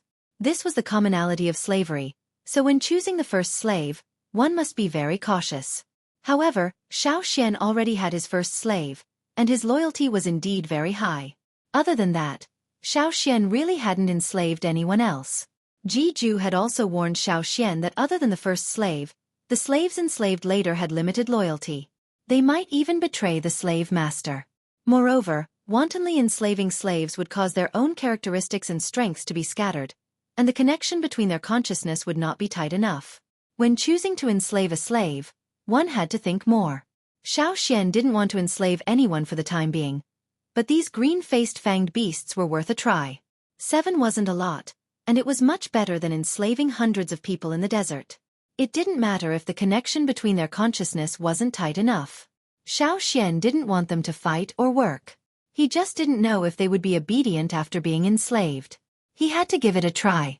Xian told the chief and team leader of his thoughts. Although the tribesmen rejected the slave masters, it was only directed at those in the desert and some people on the other side of the sea, not Xian. The tribesmen's rejection of the slave masters was attributed to the tribesmen's xenophobic ideology. Subconsciously, the tribesmen never regarded Xian as a slave master. Xian was a yanjiao. Even if he could enslave slaves, he was still a yanjiao. How could he be a slave master? No matter who said it, they wouldn't admit it. This was completely according to their own classification. Not to mention Xian, even if other people in the tribe, such as the shaman, chief, team leader, or other warriors could be enslaved, the tribesmen wouldn't admit that they were slave masters. No matter what others said, they wouldn't admit it. They were clearly their own people. Yanjiao tribesmen. No matter what you said, the Yanjiao people wouldn't listen. They were stubborn to the end. When they found out that Xian also knew the method of enslavement, Duokong and the others also wanted to learn. Unfortunately, they couldn't learn it, and in the end, they just left it as it was. Now, other than Xian, there were other people in the tribe who could use the method of enslavement, such as the two shamans, Guizhe, and a few other warriors. However, the success rate wasn't high, and most importantly, those people weren't as reliable as Xian. Instead of asking them to enslave the green-faced fanged beasts, it was better to let Xian give it a try. At the place where the green-faced fanged beasts were tied up, there was no one else other than Xian and a few other leaders. There were also warriors guarding outside, and they wouldn't let unrelated people near. Xian glanced at the green-faced fanged beasts, and walked to the one with a broken tooth. Seeing Xian, the green-faced fanged beast probably recognized him. It struggled hard, and the murderous intent in its eyes shot out. If it wasn't tied up at this moment, it would probably rush towards Xian and fight to the death. Unfortunately, now that it was tied up, it wasn't in good spirits. After struggling for so long, it was hungry and weak, and its strength was a lot weaker. It couldn't attack Xian. Staring at the green-faced fanged beast in front of him, Xian reached out his hand. Xian hadn't used the power of enslavement for a long time, and according to the rules of power flow in his memory, he slowly mobilized the power of inheritance. Xian's aura suddenly changed in an instant. In his mind, the totem flame violently rolled, and the shell wrapped around the totem flame became brighter. 5 blue flames came out of it, and the momentum was like a dragon. They rushed directly through his arm and reached Xian's 5 fingers. Puff! The blue flames came out of Xian's hand. The green-faced fanged beast that was struggling to breathe suddenly seemed to be extinguished. Not only the one in front of Xian, but the other 6 also stopped struggling, and their eyes were fixed on Xian. The blue flames wrapped around his hand, and he reached out to the green-faced fanged beast in front of him. Whoosh! A gust of wind suddenly blew in the house, and there seemed to be layers of ripples flashing in the air. The few warriors guarding outside the house were a little uncertain when they heard the wind. They looked at the trees and the weeds on the ground outside, and they didn't move much. How could they hear the wind? However, the wind was getting louder and louder, and the warriors guarding the house couldn't ignore it. Some of the small gaps in the house's doors and windows were pushed out, making a sharp sound, as if something was roaring and was about to rush out.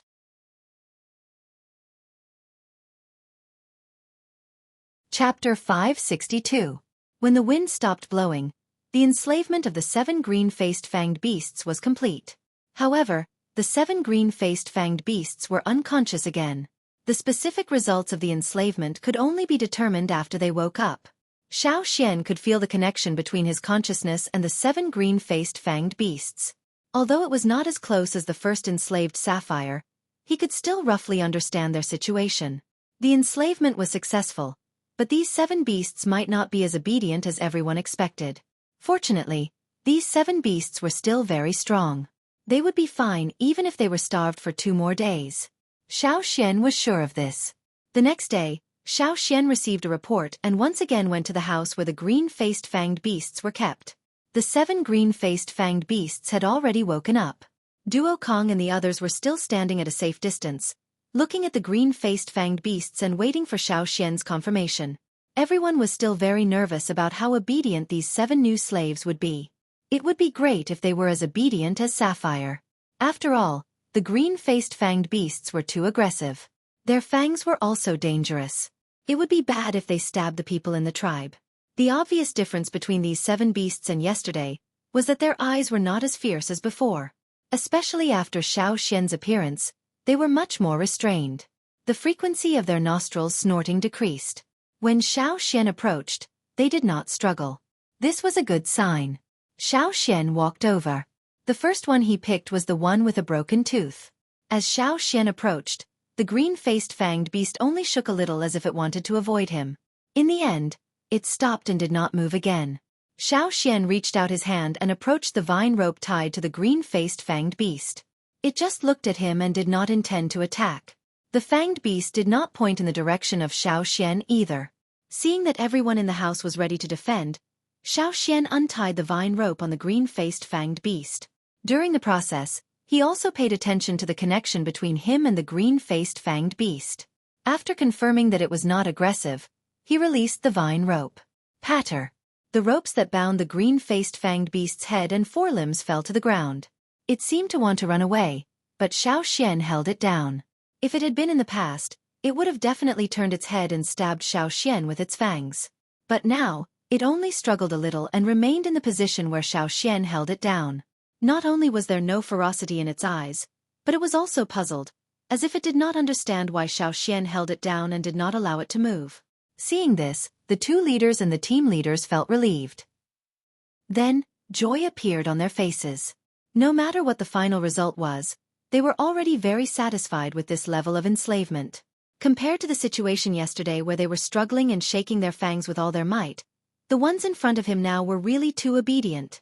Seeing that the result was satisfactory and in line with his expectations, Xueqi untied the vine rope that bound its hind legs. After being tied up for so long, the green-faced fanged beast supported itself on the ground with its 4 hooves and stood up uncomfortably.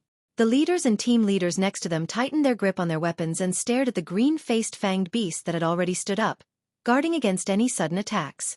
Xueqi was also on guard.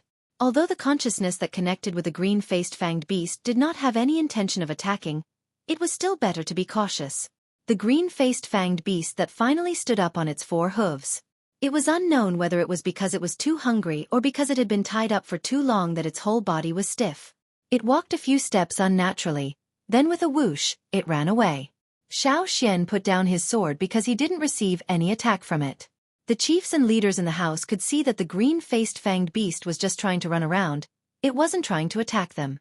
Xueqi's order to them, "Don't attack the people of the Flaming Horns tribe at will," was indeed carried out. After running around the room like the wind, the green-faced fanged beast walked to Xueqi's side and looked at Xueqi. What does it want to do? Zheng Luo did not understand the green-faced fanged beast's behavior and asked.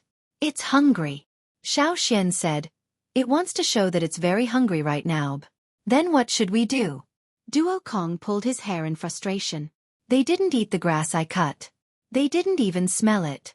There was still grass that Duo Kong had cut early in the morning on the ground, but when the green-faced fanged beast ran around the room, it directly ran past the grass on the ground and did not even look at it. "Let's not worry about that for now. Xian, untie the rest," Ao said. The first problem in front of them was not solved yet. How could they think about the next one? They had to first determine how many of the 7 beasts were successfully enslaved. If any one of them still attacked, then they would have to kill it first. Today's blood had not been drawn yet, and the forging room was still waiting. "Okay." Xueqi nodded. He had the same idea. Just like the previous one, when Xueqi enslaved the next beast, he also untied the vines in front of them. Although it was safer to untie the vines in front of their legs first, it was not easy to identify them. If he untied the vines in front of them first, they would immediately express their intentions. After their heads and necks were freed, if they had the slightest intention to attack, they would immediately execute it. This was more accurate. With their hind legs tied, even if they still wanted to attack, their movements would be greatly restricted. Fortunately, the other 6 beasts did not express any intention to attack, at least not yet. Xueqi picked up the vines on the ground and looped them around their necks one by one. Then, he held the other end of the 7 vines. "Okay, the first problem is solved. Now we should think about what to feed them." Zheng Luo sighed. If they wanted to raise these 7 beasts, they had to feed them, right? What should they feed them? The problem now is not what to feed them, but what do they want to eat? Xiao Xian pulled on one of the vines, indicating that the green-faced fanged beast should not move. They are hungry and their tempers are worse. Other than the grass in the forest, what else could they feed the green-faced fanged beasts? This problem was too difficult. For a moment, the room was silent. Everyone was thinking hard, thinking about the plants they had seen. Which one could possibly make the green-faced fanged beasts open their mouths? The grains stored in the tribe, they did not eat. The freshly cut grass, they did not eat. The fruits picked in the forest, they still did not eat. Then what did they eat? Since we can't guess what would make them open their mouths, then let them find it themselves. Xiao Xian stood up and looked at the chiefs and team leaders in the room. First, let them go to the fields to take a look. In order to let these green-faced fanged beasts go to the fields to find food, they must first disperse the unrelated people in the fields, especially those who had not awakened their totemic powers. They must be kept away first, or else, if they were not careful, they would be in trouble. Those people could not take a stab from the green-faced fanged beasts.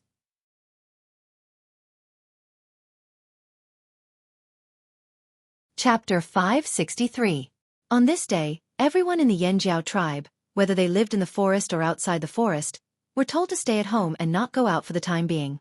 Many people in the tribe panicked, worried that something big had happened. The wanderers who went to work every day also panicked. They relied on their labor in exchange for food from the Yanjiao tribe. They couldn't help but wonder what had happened when the Yanjiao suddenly sent out such a message. Were there bandits again? It shouldn't be. Even if there were bandits, it wouldn't be like this. Was there something dangerous? No matter how curious they were or what they thought, since the tribe had sent out this message, they had to do as they were told. For a moment, the forest was much quieter. In order to avoid provoking the green-faced fanged beasts, the tribe sent Caesar and the other beasts away. They didn't let them see each other. The patrolling warriors were guarding everywhere with shields and nets ready in case the green-faced fanged beasts suddenly went berserk. They could subdue them as soon as possible. The 7 green-faced fanged beasts were all taller than Xiao Xian's waist. The biggest one was as tall as Xiao Xian's chest. The rattan rope was thicker than an adult's arm. It was one of the toughest vines used to tie ferocious beasts in the tribe. It was impossible for Xiao Xian to grab all 7 rattan ropes at once. That would be inconvenient, so he simply tied one end of the 7 rattan ropes together. He only needed to control the knots made by the 7 rattan ropes. The 7 green-faced fanged beasts were very excited when they were finally released. They wanted to fly away immediately, but their necks were tied and the other end of the rope was firmly controlled by Xiao Xian. They couldn't run away. After being enslaved, the slaves were afraid of their masters, so they didn't dare to use their fangs to break the vines. However, once they slowed down, they couldn't fly anymore. So when Xiao Xian led the 7 green-faced fanged beasts out, this was what the tribesmen saw. 7 ferocious-looking creatures with green faces, slanted eyes, long fangs, and ferocious expressions were rapidly swinging their short and thick limbs. The grass on the ground was kicked into pieces, and hot air was blowing out from their large nostrils. The vine rope was tightened, and it let out a creaking sound. Fortunately, it was strong enough that it did not break. Is everything ready? Xiao Xian looked at Duo Kong, who was running over from outside the forest. All right, other than the patrol team and the guards there is no one else. Duo Kong rubbed his hands and stared at the 7 green-faced fanged beasts eagerly. He kept muttering in his heart, "Choose something to eat. Don't choose nothing. How are we going to raise them?" After getting a definite answer, Xiao Xian walked forward. The 7 green-faced fanged beasts had already kicked out 4 holes in the ground. Now that Xiao Xian moved, they became even more active and wanted to rush forward. If it wasn't for Xiao Xian holding them back, they would have run away again. Xiao Xian originally thought that the green-faced fanged beasts would sniff around when they were looking for food, but this was not the case. Other than the short pause when they were released, they tried to rush out of the forest. The 7 of them were running in the same direction. They did not run in different directions like Xiao Xian thought. Xiao Xian followed them outside. Because they were walking on a paved road, there were no trees in the way, so this part of the journey was very smooth. They wanted to walk in a straight line, but if they walked in that direction, they would go off the road and into the forest. There would be more trees to interfere with them, and the 7 vine ropes might even entangle them. What Xueqi did was to pull them back every time they ran out of the path. 7 green-faced fanged beasts pulling them together. If it was someone from another tribe, they might not be able to handle it alone. After the patrolling warriors saw this, they discussed it with their companions. I heard that those things can fly on the grass? But they look very heavy, and I don't see them flying. But why are the chiefs and leaders following us? They seem very nervous. Finally they were out of the forest. There were no trees around, so Xueqi did not force them to follow the path anymore. Instead, he followed them. There was a lot of farmland outside the forest. It was reclaimed after the destruction of the Xueqi tribe. In the direction where the green-faced fanged beasts ran, the planting time was relatively late. Most of the seeds were planted with the seeds given by Jiju. They felt that this winter would not be too cold, so they tried to plant them. There were not many of them, and the area was not big. The planned plots of farmland were guarded by warriors. In the past, there would be tribesmen working here, but today they were all chased back home. Xueqi knew what kind of crops were planted on each plot of land. He had already prepared an animal skin roll, and on it, there were plots of farmland. When he led the green-faced fanged beasts through the farmland, 2 green-faced fanged beasts stopped running next to a field. They wanted to rush into the field, but the other 5 beasts did not seem to want to stop. Xueqi made a mark on this piece of land on the animal skin roll, and then asked the warriors guarding there to cut a few leaves from the ground. Because these were planted late, the seedlings were not tall, and the leaves were not big. Xueqi handed 2 narrow leaves, about the length of a finger, to the 2 green-faced fanged beasts that stopped just now. These 2 beasts sniffed the leaves, then opened their mouths a little and bit the leaves into their mouths. Looking at the way they ate, it seemed like they were forcing themselves to eat. As for the other 5 beasts, they did not even force themselves to eat. They simply sniffed and did not open their mouths. They struggled with the vine rope and wanted to run forward. No matter what, at least 2 beasts could open their mouths. The chief and team leaders behind suddenly let out a long sigh of relief, and a smile appeared on their faces. Xueqi continued to walk forward. Every time a green-faced fanged beast stopped, he would do the same test. Then, according to the reaction of the 7 beasts, he would make a mark on the animal skin roll. How many green-faced fanged beasts were interested in a particular plant, and which ones they were interested in, were all recorded. The 7 green-faced fanged beasts seemed to have different interests in different crops. Just like how people have different tastes, some like salty food, some like sweet food. Until now, other than the grass they ate in the hinterland of the forest, they did not have any other interests in common. The chief and team leaders behind felt that these 7 beasts were too troublesome to raise. The food they fed was different, and they all picked the precious crops from the seeds of the G family on the other side of the sea. In such a strange climate, when people in small tribes had to eat tree bark and soil, they still had to feed the beasts with precious crops? It was too extravagant. Seeing that they were still struggling, Duokong and the others couldn't help but want to go over and twist their heads off. Moreover, a beast ate better than them. What kind of feeling was that? They had never thought about it before. If someone had told Duokong this before, he would have thought that the person who did this was crazy. But now, they were willing to be cheated. The Yanjiao people had mixed feelings. However, for the sake of the new bronze wares, they endured it. Eating good food and being picky was better than not eating anything at all. Now, the Yanjiao people wanted to worship these 7 beasts. After all, their blood was precious, and the casting of the new bronze wares could not be done without them. While everyone had mixed feelings, the 7 green-faced fanged beasts led by Xueqi stopped at the same place at the same time. Everyone raised their heads and looked in front of them. It was a fence made of tall wooden stakes. This was the place where Xueqi had knocked out Robber 7 with a slap.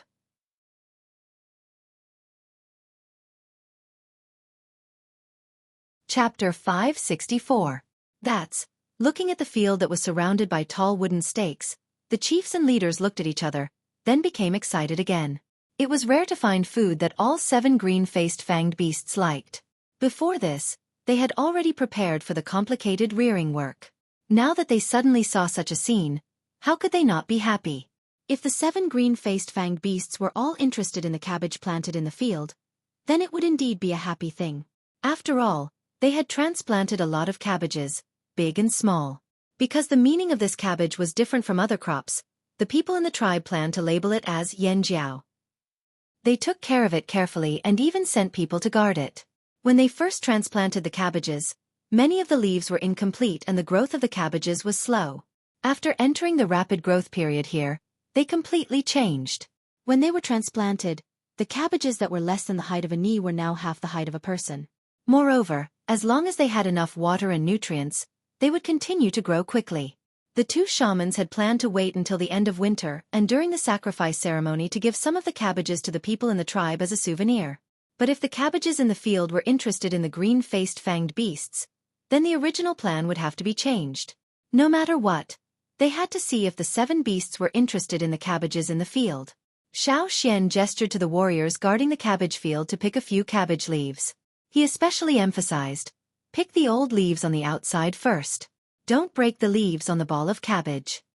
In addition to the ball of cabbage in the middle, there were also some leaves that extended outwards. Xueqi was referring to these leaves that did not form a ball. With the green cabbage leaves in hand, the 7 green-faced fanged beasts stared at the leaves in Xueqi's hand. However, they still glanced at the cabbage field from time to time. The 7 green-faced fanged beasts did open their mouths when they saw the cabbage that Xueqi handed over. They even seemed to like it. Although it might not be their favorite, they were picky eaters. Being able to accept the same kind of plant made the Yanjiao people very happy. After they finished eating the first few pieces of old vegetable leaves, Xueqi handed them a piece of vegetable leaf that was broken off from the vegetable ball. Compared to the previous pieces, this one was much more tender. Obviously, the 7 green-faced fanged beasts preferred the latter. Not to mention the 7 green-faced fanged beasts, even the tribesman preferred the leaves on the vegetable balls. Should he give the cabbage to the 7 beasts while he gnawed on the old leaves outside? Just thinking about it made him feel unbalanced. Let's feed those old leaves first. We'll talk about it later, Xueqi said. The other chiefs and leaders had the same thought. Based on their current knowledge and outlook on life, this was the first time they encountered a situation where they ate worse than the ferocious beasts. Even those old vegetables could not be eaten by many people in the tribe. Moreover, the old leaves couldn't be picked recklessly. If the cabbage wanted to grow, it still needed these broad and green leaves to grow. Fortunately, today's goal was achieved. After walking around the field and counting, the only thing that the 7 green-faced fanged beasts liked was cabbage. As for the other crops, there were always a few among the 7 beasts that had different preferences. But it didn't matter. If the cabbage wasn't enough, they could use other crops to make up the numbers. Anyway, Xueqi had already recorded the preferences of the 7 beasts. These 7 beasts were also numbered with paint so that the people who fed them in the future would be able to match them. After solving the food problem of the green-faced fanged beasts, the worries in everyone's hearts were finally relieved. Because the green-faced fanged beasts had a bad temper, the tribe decided to raise them in another place. There were many mountains near the tribe, and there were large and small caves in the mountains. One of the caves in the mountains had been excavated by the tribesmen and was divided into several small rooms. One end of the room was blocked by a stone pillar, and the other end was opened up. When the green-faced fanged beasts were not hibernating, they liked to move around alone. Therefore, 7 small rooms were excavated so that they could have their own territory and avoid fighting. Right now, they were still hibernating. If they continued to sleep, they would like to huddle together, so the other end of the 7 small rooms would lead to the same empty room. They didn't know what the inside of the green-faced fanged beast's cave looked like. After the excavation, they put some hay in the same way as in the animal pens. Of course, compared to the hay in the tribe's animal pens, the grass in the green-faced fanged beast's cave was much better. They were all carefully selected. According to the tribesmen's thinking, they could eat worse food, but the weapons they used had to be better.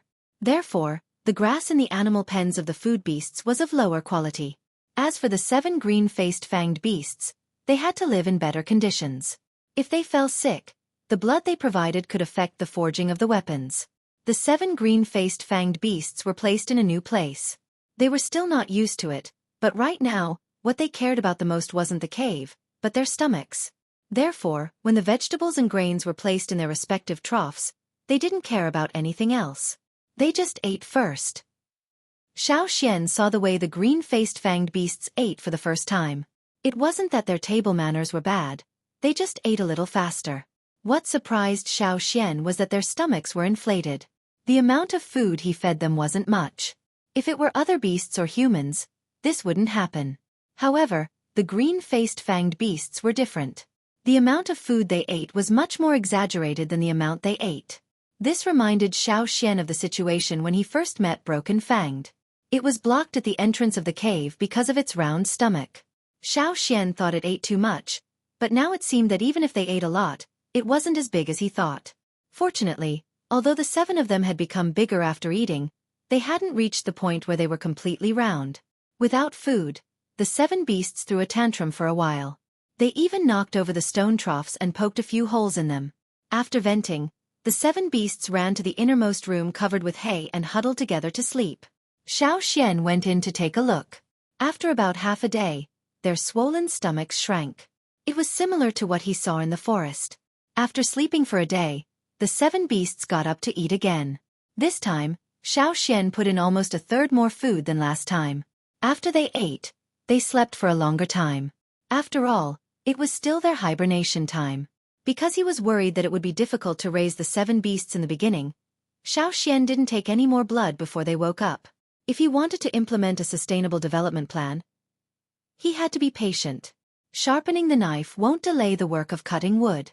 He had to raise the 7 beasts first.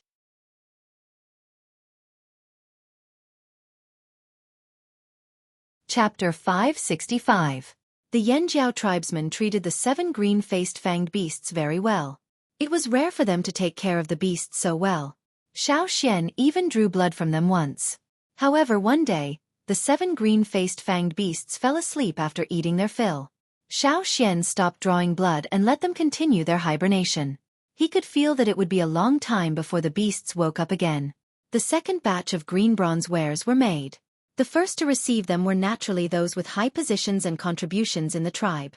The chief and the team leaders all received their wares, but there were close to 20 of the team leaders. There were too many people but not enough wares, so the chief and the team leaders distributed their old weapons for the team leaders to use first. Many of the weapons were made by Gong Jiaheng. Although they were not as good as Xueqi's sword, they were better than most of the bronze wares now. When there were no new bronze wares, the team leaders did not complain. It was already good enough to have them. Didn't they see how envious their subordinates were? The bronze wares and the green-faced fanged beasts were temporarily solved.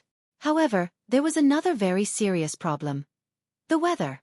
Yes, there were no snow walls taller than houses, so people would not freeze if they walked out. However, they were running towards the other extreme.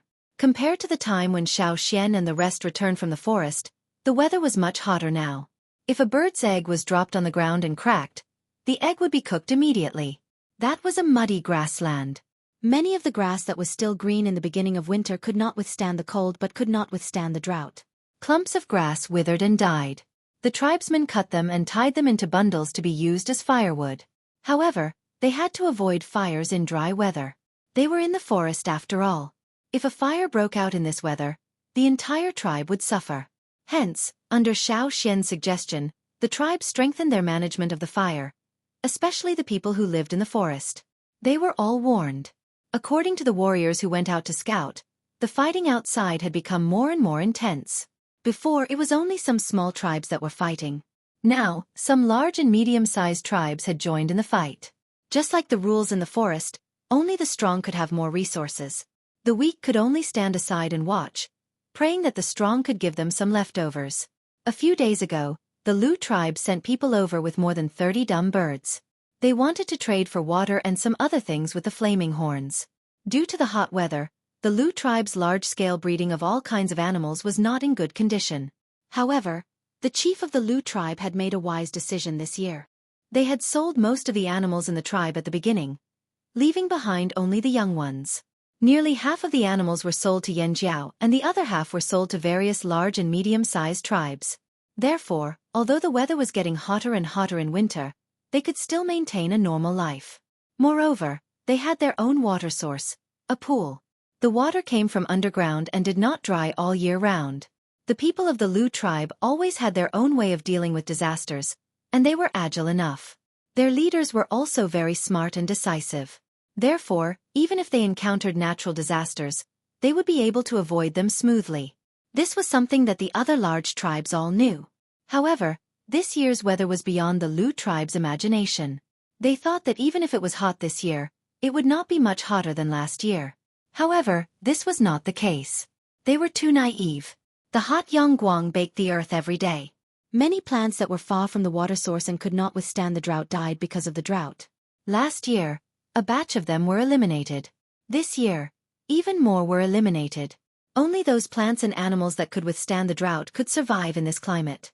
It's dangerous. The person in charge of the transportation was Yanjiao, who was familiar with Xian.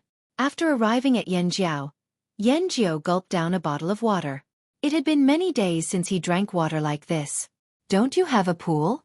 Why is there still water? Duo Kong asked. If other tribes asked this question, Yanjiao might not have told them the truth. However, the Yanjiao people were different. After interacting with them for so long, Yanjiao had a good understanding of the Yanjiao people. He knew that they were just curious and did not want to pry any secrets from him. It's almost dry. Yanjiao sighed. How is that possible? Xian was surprised, but after thinking about it, it made sense. Many small rivers and streams in the forest had dried up, and in some karst caves, there were pools that seeped out from underground water. Now, all of them had dried up, so it made sense that something like this had happened to the Lu tribe. It's not just you guys. Even our chief didn't expect this to happen. Yanjiao's eyes were filled with worry. When he realized that the water in the pool had decreased drastically, their chief made the decision to sell more of the tribe's reared beasts. Even though they might not be able to get anything they were satisfied with, they still insisted on this decision. Yanjiao was still in charge of Yanjiao. Other tribes might hesitate, but the Yanjiao tribe would definitely be able to get these beasts. They could also trade for water and other resources from Yanjiao. After all, Yanjiao was in the fearsome beast forest. Was there any shortage of water in the forest? At least that was what Yanjiao thought. However, after hearing about the situation in the forest from Xian, everyone in the Lu tribe fell silent. The situation was worse than they thought. No wonder their chief made the decision to sell the reared beasts at such a low price. There would be even less water. The people in the tribe couldn't even satisfy their needs. Why would they care about the reared beasts? Therefore, the chief of the Lu tribe decided to keep the core cubs and sell the rest to reduce consumption. As long as their foundation wasn't shaken, their farm could still recover quickly. Alright, I see that the number of guards you have this time is more than double the number of guards you had before. Are there a lot of robberies? Asked Xian. Speaking of this, Yanjiao was even more upset. Don't mention it. We met several groups of people on the way. There were even some wanderers who were not afraid of death. They even came to rob us. Although they were forced to do so by life, no one would sympathize with people who threatened their own interests. Moreover, this world was cruel. Except for the people in the tribe, everyone else was an outsider. If they couldn't even protect their own people, what did the lives of outsiders have to do with them? Not to mention that those people wanted to rob them. Even if the people of the Lu tribe were easy to talk to, they wouldn't be entangled in this issue. After complaining, Yanjiao looked at Xian and the others with a serious face. You guys should be careful too. Many people are coming this way. There must be a lot of water in the ferocious beast forest. This was what many people thought. In their imagination, the forest must be full of moist moss, streams and rivers everywhere, and juicy plants and fruits. If everyone said so, then it must be the truth. When they were forced to a certain extent, the threat of the ferocious beasts in the forest became very faint in their minds. Some people even deliberately stopped thinking about the dangerous factors in the forest. In fact, the Yanjiao tribe had already strengthened the defense and patrols around the forest. However, after hearing Yanjiao's words, the Yanjiao tribe increased the number of guards and patrols again. In the tribe, there was no such thing as winning people by virtue. Survival was always accompanied by blood and killing. It could be foreseen that in the next period of time, the situation in the ferocious beast forest might be different. However, what Xian was thinking about the most now wasn't those people who went into the forest to look for water. The ferocious beast forest was so big that it didn't belong to only the Yanjiao tribe. If they could find water with their own strength, the Yanjiao tribe wouldn't interfere. As long as they didn't target the Yanjiao tribe wouldn't care. Moreover, the Yanjiao tribe's fighting strength was there for all to see. What Xian was most worried about was something that all the tribes had always been worried about but couldn't predict. The change of the weather was definitely a sign. The more severe the sign was, the more likely it was that the changes that might happen in the future would be so great that people couldn't predict it. Xian took out a straw rope woven from withered grass and tried to do a knot divination. However, halfway through the divination, the straw rope suddenly broke. It wasn't tangled up in a mess, but directly broken. There was even a section of the straw rope that was broken.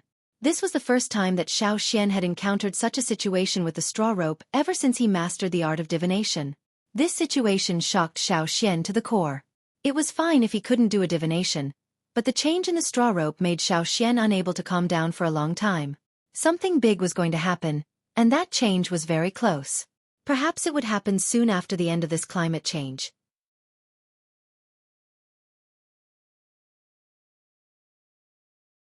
Chapter 566. When the Lu tribesmen went back, Xian and a group of Yanjiao warriors saw them off and went out to see what the situation was like outside. Along the way, they encountered several waves of robbers. Just like what Yanjiao had said, those people were crazy and had lost their minds. They didn't even try to judge the difference in strength between the two sides. They just wanted to kill and rob. Among the robbers, there were warriors from unknown tribes, and there were also wanderers. It was not easy for wanderers, who were at the bottom of the food chain, to reach here alive. But when people lost their minds and became crazy, they would do unimaginable things.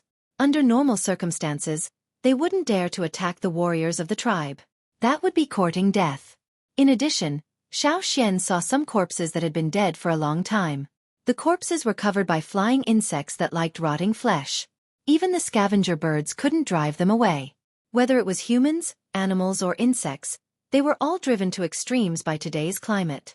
They were so used to the weather that they couldn't adapt to the changes in the past 2 years. After going outside to take a look, Xian returned to the tribe.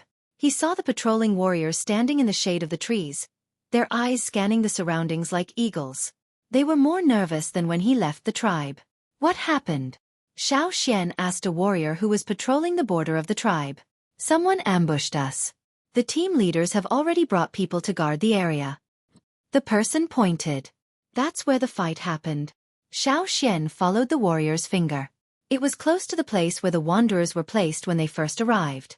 It was on the edge of the fearsome beast forest. The people who attacked the Yanjiao came from there. But as soon as they stepped into the Yanjiao territory, they were killed by the Yanjiao warriors who had been guarding there for a long time. There was the smell of blood around. Many flying insects and scavenger birds were wandering around. There were some broken stone knives and polished weapons on the ground. Under such circumstances, it was impossible for the Yanjiao people to be merciful, so Xian didn't ask anything else. He only asked how the bodies of the invaders were dealt with. On such a hot day, it was not a good idea to just leave it there. Moreover, they didn't know if those people were sick. According to the Lu tribesmen, some of the tribes had fallen sick. How sick they were and how they got sick, the Lu tribesmen didn't know. However, they had to be prepared for the worst. When Xian arrived, Ao was commanding his men to drag the corpses of the intruders into the forest and feed them to the beasts. At Xian's suggestion, they dragged them out of the forest and set them on fire. There were many people who took the initiative to attack Yanjiao, but they were all killed one after another, including the tourists. In the wanderer area outside the forest, someone did not return after going out. When his family went out to look for him, they only found a skeleton. That wanderer knew someone. When the Yanjiao tribe first came here, they also came here together. However, the other wanderer left halfway to rely on another tribe. Now, the weather was abnormal and survival was difficult. The wanderer came back. Because the guards patrolling outside Yanjiao didn't allow outsiders to enter, he could only use a whistle to call for his old friend. The wanderer who lived in Yanjiao's territory was soft-hearted because of their old friendship. As a result, he lost his life. Not only was his water jar stolen, but he was also stabbed several times and died. The two chiefs of Yanjiao didn't hide this matter. They just wanted to warn the wanderers not to go out and stay at home. If they didn't want to, they could leave. Because of what happened between the invaders and the wanderers, the people in the tribe who were disloyal temporarily stopped thinking about it. Whether it was the wanderers or the warriors in Yanjiao, they all behaved themselves. When the hunting team went into the forest to hunt, they also saw some human skeletons. They were all people who entered the forest from other places. Unfortunately, they didn't make it out alive. Maybe there were people who succeeded in getting food and water, but the hunting team didn't meet them. Days passed, And the weather was still hot. Whether it was people or beasts, they were all dispirited by the heat. Xueqi made a pair of copper scissors. It was only used to cut hair and fur of ferocious beasts, so it was only cast in the ordinary way. Compared to a knife, scissors were much more convenient to cut hair and fur. Because the weather was too hot, sweat stuck to their messy hair and mixed with the dust, forming clumps. Many warriors were too lazy to take care of their hair. They simply tied their hair with straw ropes and put on a hat made of leaves before they went out to carry out the mission.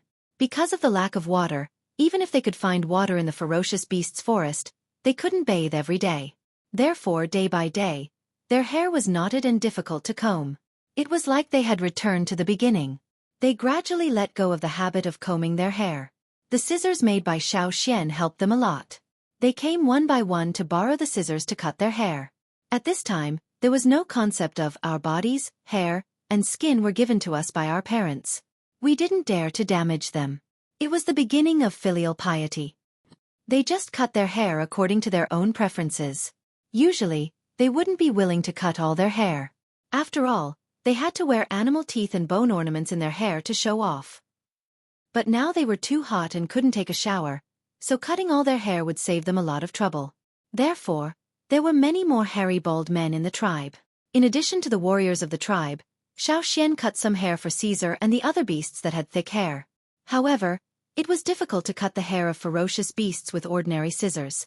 After several attempts, Xueqi gave up and lent the scissors to the people who looked after the animal pens. There were some animals with thick hair. They should have been slaughtered in the cold winter to keep their fur.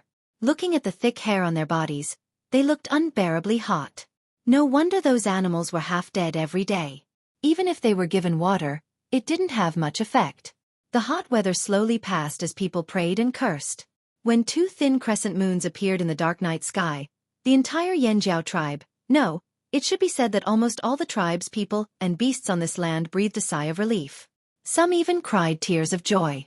The appearance of the two crescent moons meant that according to the time, winter had passed.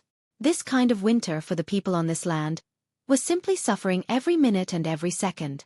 They had never experienced winter like this before. After the end of winter, did it mean that this kind of weather would completely leave them and everything would return to normal? Everyone was looking forward to it. After the appearance of the two moons, on the second day of Yanjiao's sacrificial ceremony, the temperature began to drop. The wind became stronger and stronger.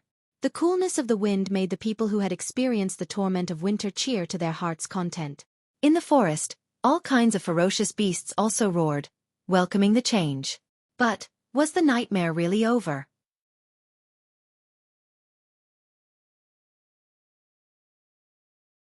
Chapter 567. After the strong wind, big raindrops fell. Yongguang, which had been in the sky for a whole winter, was finally covered by thick clouds. For many people on the land, they had never felt so close to the clouds. The raindrops fell quickly, and soon, it was like a torrential downpour. The thirsty earth greedily absorbed the rainwater, and the smell of mud floated everywhere. The wanderers excitedly carried the terracotta tanks out to collect water. In the past winter, they used their labor to exchange for food and water from the Yanjiao. They didn't get much, and some people complained. But when they learned about the situation outside, no one complained anymore. They were afraid of being driven away. Although they didn't get much water, at least it was enough to support them until now. The heavy rain seemed to have extinguished the fire in the fearsome beast forest. The fierce beasts that had been irritable for a whole winter were appeased. From their carefree roars, one could guess their mood. The people in the tribe each had their own responsibilities. Some were on guard duty, some were taking care of the farmland, some were managing the animal pens, some were making pottery, and some were weaving.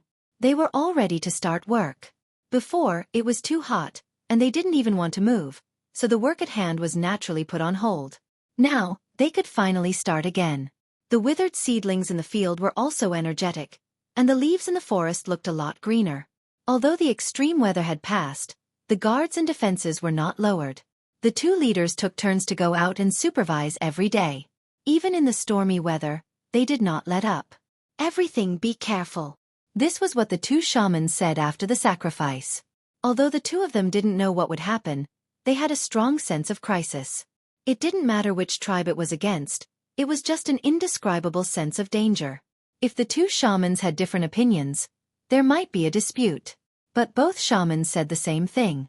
For the Yanjiao people, this meant that something was going to happen. They couldn't be careless. On a sunny day after the rain, the hunting team set out to hunt in the mountains. Xiao Xian followed the team into the forest. The green-faced fanged beasts had already been fed with blood, so naturally, there was someone to take care of them. He didn't need to keep an eye on them. Entering the forest once again, the group discovered that many trees in the forest had turned black. It was the appearance of a withered tree.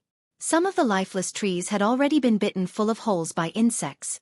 If they were chopped down, a large number of small insects would gush out.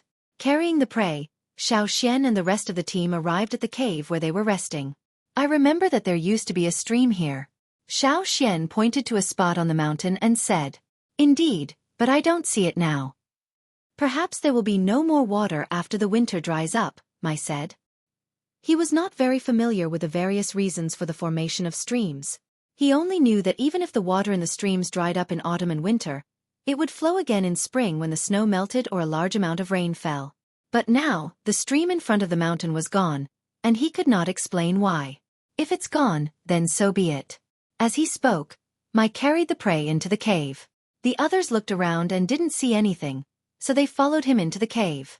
Only Xiao Xian stood outside, looking at the original location of the stream. "I'll go take a look at the other place," Xiao Xian said to the rest in the cave. Out of curiosity, Mai and the other warriors followed Xiao Xian. They wanted to see what Xiao Xian had found. Xiao Xian remembered that there was a river nearby. It wasn't very big, but there were often some river beasts ambushing in it. The stream had stopped flowing. Maybe it was because there was no snow on the mountain this year.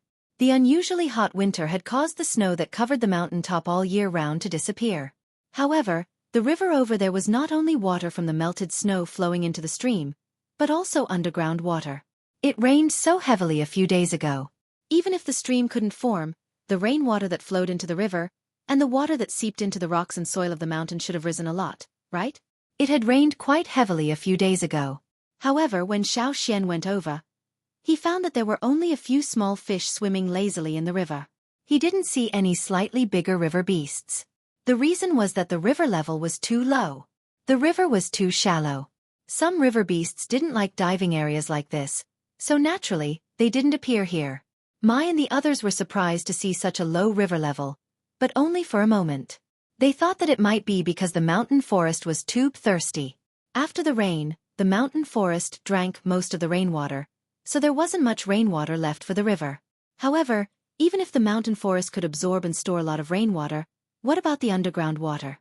A rainstorm that lasted for a few days couldn't even make the river level rise? Even if the rise wasn't obvious, it shouldn't be so small. In the past, the river water here was often muddy yellow because the river beasts in the river liked to stir up the mud and sand at the bottom of the river. But now, the river water was not only shallow, but also much clearer. This meant that no river beasts had come here recently. Let's go to the next place. I remember that there is a karst cave here.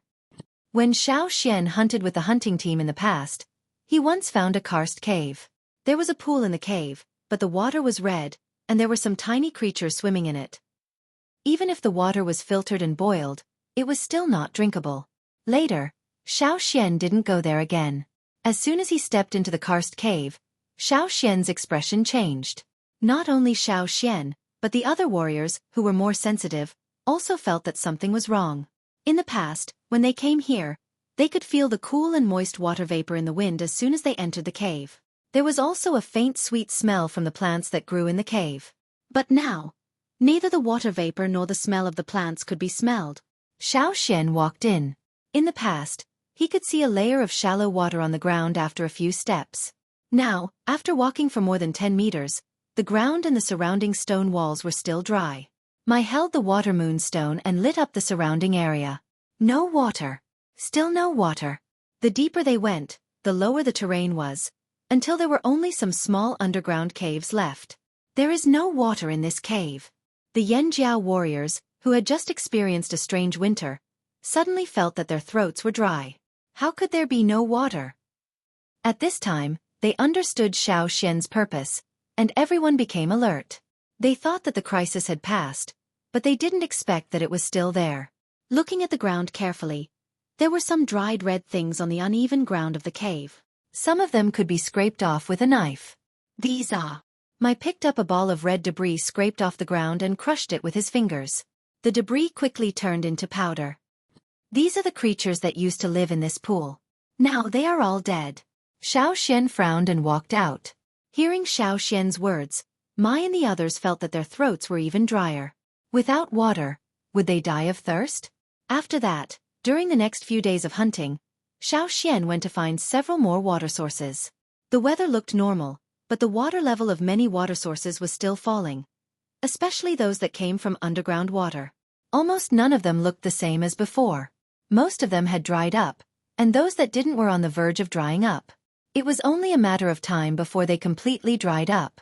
At the same time in the Lu tribe, they thought that the dark period was over, but they didn't expect that the days were not so good.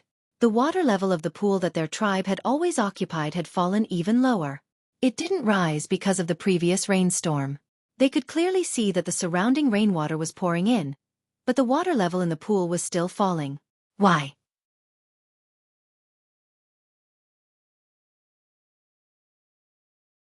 Chapter 568. After the hunting team returned, Xiao Xian told the shaman-in-chief about what he had seen. He also reminded everyone to prepare in advance. Now, everything seemed normal. The weather was in line with the characteristics of this season. It was neither hotter nor colder. It seemed to have returned to normal. However, not only the Flaming Horns tribe, but also many other tribes on the continent, after experiencing an unusually difficult winter, the lack of water was very nerve-wracking. On this mainland, there were many streams, ponds, and small and medium-sized lakes formed from underground water. When the winter ended and the rain came, the weather returned to normal. However, these water sources did not seem to have recovered. Instead, the situation became more serious. There were not many water sources left. Because of this, the competition for resources broke out again. Spring was in full bloom. It was supposed to be full of life. However, on this mainland, there was an indescribable panic. Dried brown blood splattered on the grass by the river. The rancid smell with a residual murderous aura told passers-by what had happened here. As he listened to the news brought back by the expedition team, Xiao Xian and the other leaders of the Flaming Horn tribe remained silent.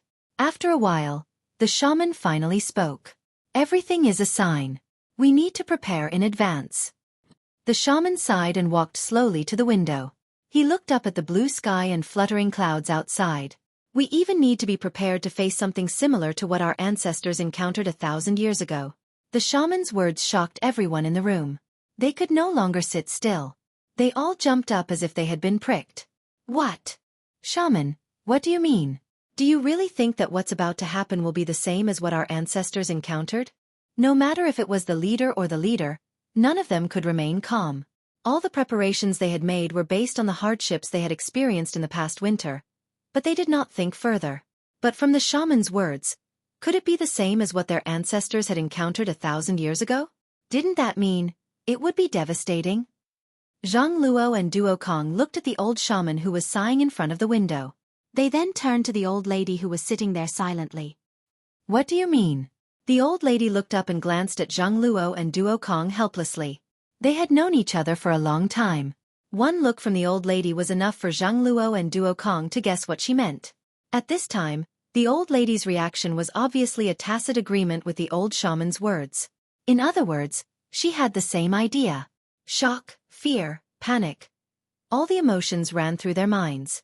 All that was left was a blank. They were familiar with history.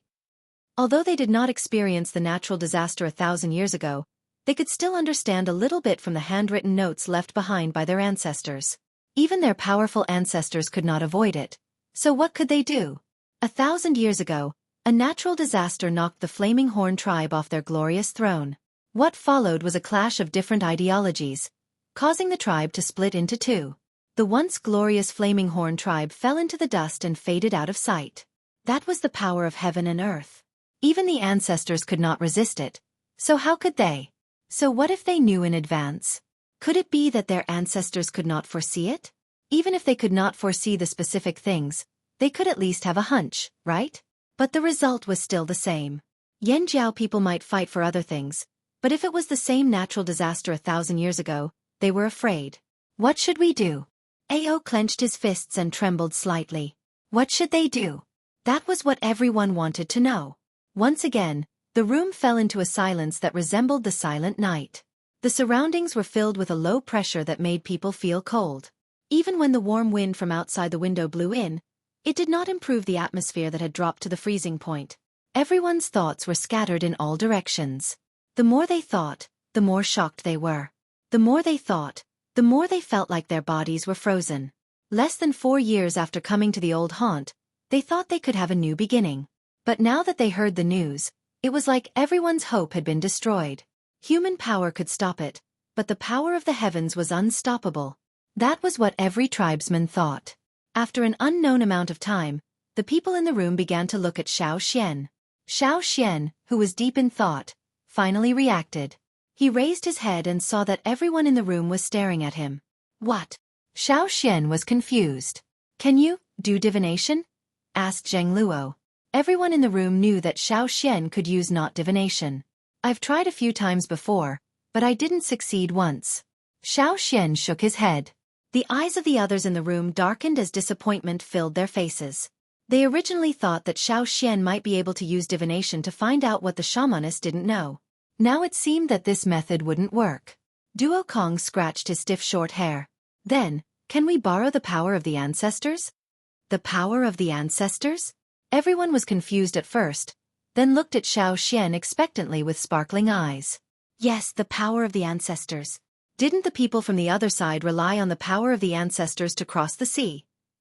It was said that not everyone could use such powerful ancestral power. Even the ancestors from 1,000 years ago could not get as much power from the bone ornaments as Xueqi. Xueqi took out the bone ornament necklace he always wore. He took a deep breath and sighed. The ancestral bone ornaments might not work. We use too much power to cross the sea. The bone ornaments haven't recovered yet. Even if we can use them, they might not be able to help us much.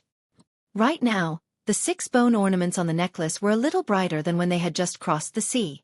However, it was still incomparable to before. It was like an exhausted person who had not had enough time to rest, and his strength had yet to fully recover. If they used them again, not only would they not be able to reach their peak power, they might lose more than they gained. They couldn't put all their hopes on the bone ornaments. They had to think of another way. We can't do this, we can't do that. What can we do? Can we leave the old haunt? Duo Kong muttered. As soon as Duo Kong finished speaking, he was glared at by everyone in the room. How could he say that? This was the old haunt. How could they leave so easily? But the situation now was indeed different from 1,000 years ago. There was no fire seed in the old haunt now. Even if the entire tribe moved to another place, theoretically speaking, it was still possible. No one wanted to leave. Even if there was no fire seed, they still had a sense of belonging. But wasn't this a special situation? The tribe could leave first, find a place to hide, and wait for the disaster to pass before returning. Thinking about it this way, it seemed possible.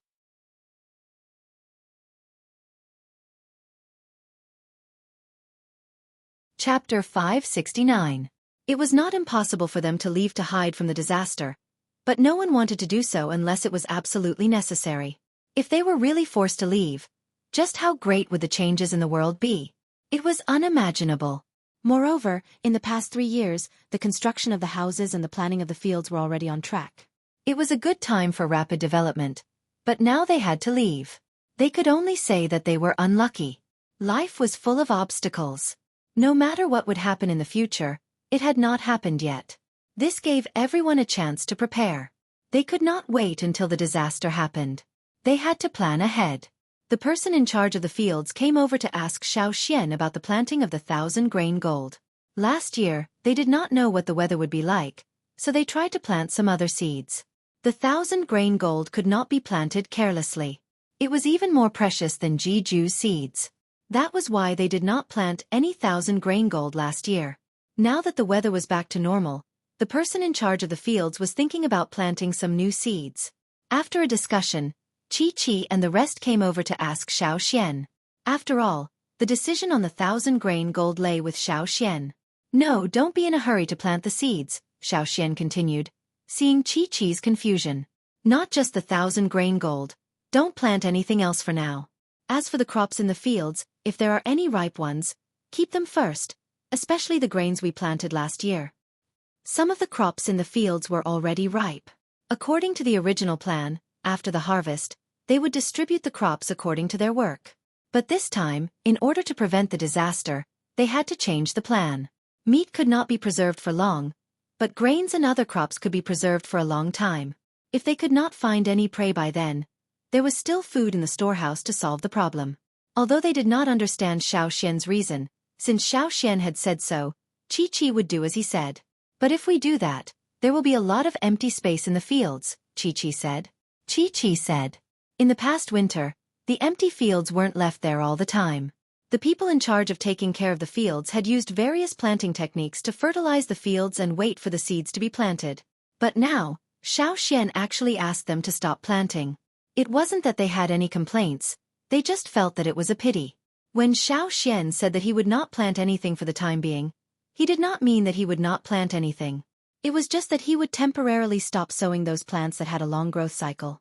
However, he could plant some plants that had a short growth cycle. The time between planting and harvesting was relatively short. Perhaps they would have matured before the disaster struck. At the very least, they would still be able to harvest some. Xueqi realized something from Xiaoxian's words. He nodded and left with a serious expression. Although Xiaoxian didn't say what would happen, the shaman had told everyone during this year's ceremony that they needed to be extra careful this year. Everything was for the sake of Yanjiao. There was nothing wrong with trusting their decision. Xueqi went to tell the other people in charge of the fields about Xiaoxian's intentions. Other than Yanjiao, some people in other parts of the continent also had a premonition of what was going to happen. For example, the Mang tribe and the other large tribes. The shaman wasn't an idiot either. He had a premonition before, but it wasn't strong at the time. Now, perhaps because the disaster was approaching, his premonition grew stronger. Every tribe was making preparations. Far away from the fearsome beast forest, far away from the large tribes, at the border of the continent, near the boundless river. The drumming tribe's trading team had just returned from trading with the Pu tribe. On the way back, they carried bamboo baskets filled with all sorts of utensils and stood on the backs of large crocodiles. The crocodiles in the river swayed their powerful tails. Only part of their bodies was above the water surface. They looked around with cold, emotionless eyes. In the past winter, the tribes in other parts of the continent had encountered quite a bit of trouble. Some people even died of thirst. However, to the tribes living near the river, even though the heat was torturous, they could still withstand it. At least they didn't have to worry about water. The river they were in now was almost dry during the winter. At higher elevations they could see the bottom. The mud at the bottom of the river was hard from the sun, so the crocodiles all ran into the river. Because of the crocodiles' help, the drumming tribesmen didn't get attacked by the other dangerous beasts in the river when they went to get water. Under such high temperatures, not only were the people easily agitated, even the fish in the river were full of murderous intent. After winter, a few days of heavy rain caused these small rivers to rise again. However, it was only for a few days. During this period of time, the river had obviously dropped. When the crocodiles swam in the water, their mood was much worse. "Will the river dry up again?" asked a warrior from the drumming tribe. "Who knows? But even if it dries up, we still have the river next to us. There's plenty of water there. Anyway, we won't die of thirst." Another warrior standing on the back of a crocodile said indifferently. People in the inland areas were seriously short of water, but they weren't. They didn't worry about the life and death of others. They only cared about their own tribesmen. The closer they got to the drumming tribe, the more strange the warriors became. "Why do I feel like there are a lot more fish today? I saw them too. I thought they were here to welcome us, but looking at them, it's more like what?" The warrior didn't continue, only frowning. The others had the same expression. They were familiar with the crocodiles. The tribe's totem was the crocodile. They could see the emotions of the crocodiles. In the past, there weren't as many crocodiles swimming in the river as there were now. However, along the way, they found that the number of crocodiles in the river was more than 3 times more than before. Twice as many crocodiles was already abnormal. They would look for the reason. Now there were more than 3 times more crocodiles. This situation made them panic. Just as the warrior said, The crocodiles didn't look like they were here to welcome them. It was more like they were hiding from something. Even if the crocodiles didn't panic, such a situation made the drumming tribe explode. The shaman spent the night looking for the reason. His ability wasn't as strong as the shamans of other big tribes. He had a premonition that something bad was going on, but he couldn't compare to those big tribes. Therefore, he wanted to find some solutions and try to find out the specific reason for the crocodiles' behavior. Day after day, the people of the drumming tribe still couldn't find the reason. However, more and more crocodiles came ashore, swam into the river, and lurked in the ponds of the drumming tribe. On the contrary, there were fewer crocodiles in the river. Without the crocodiles, there were more dangerous fish and river beasts in the river. For a time, the people of the drumming tribe didn't dare to go into the river. They only dared to go to the rivers with more crocodiles. One day, the warriors of the drumming tribe who were patrolling on the river bank heard a gurgling sound. They thought it was a river beast in the water and immediately became alert. However, they stared at the river for a long time and only saw some bubbles coming out of the river. There were no river beasts. The fishes with sharp teeth in the river jumped out of the water from time to time.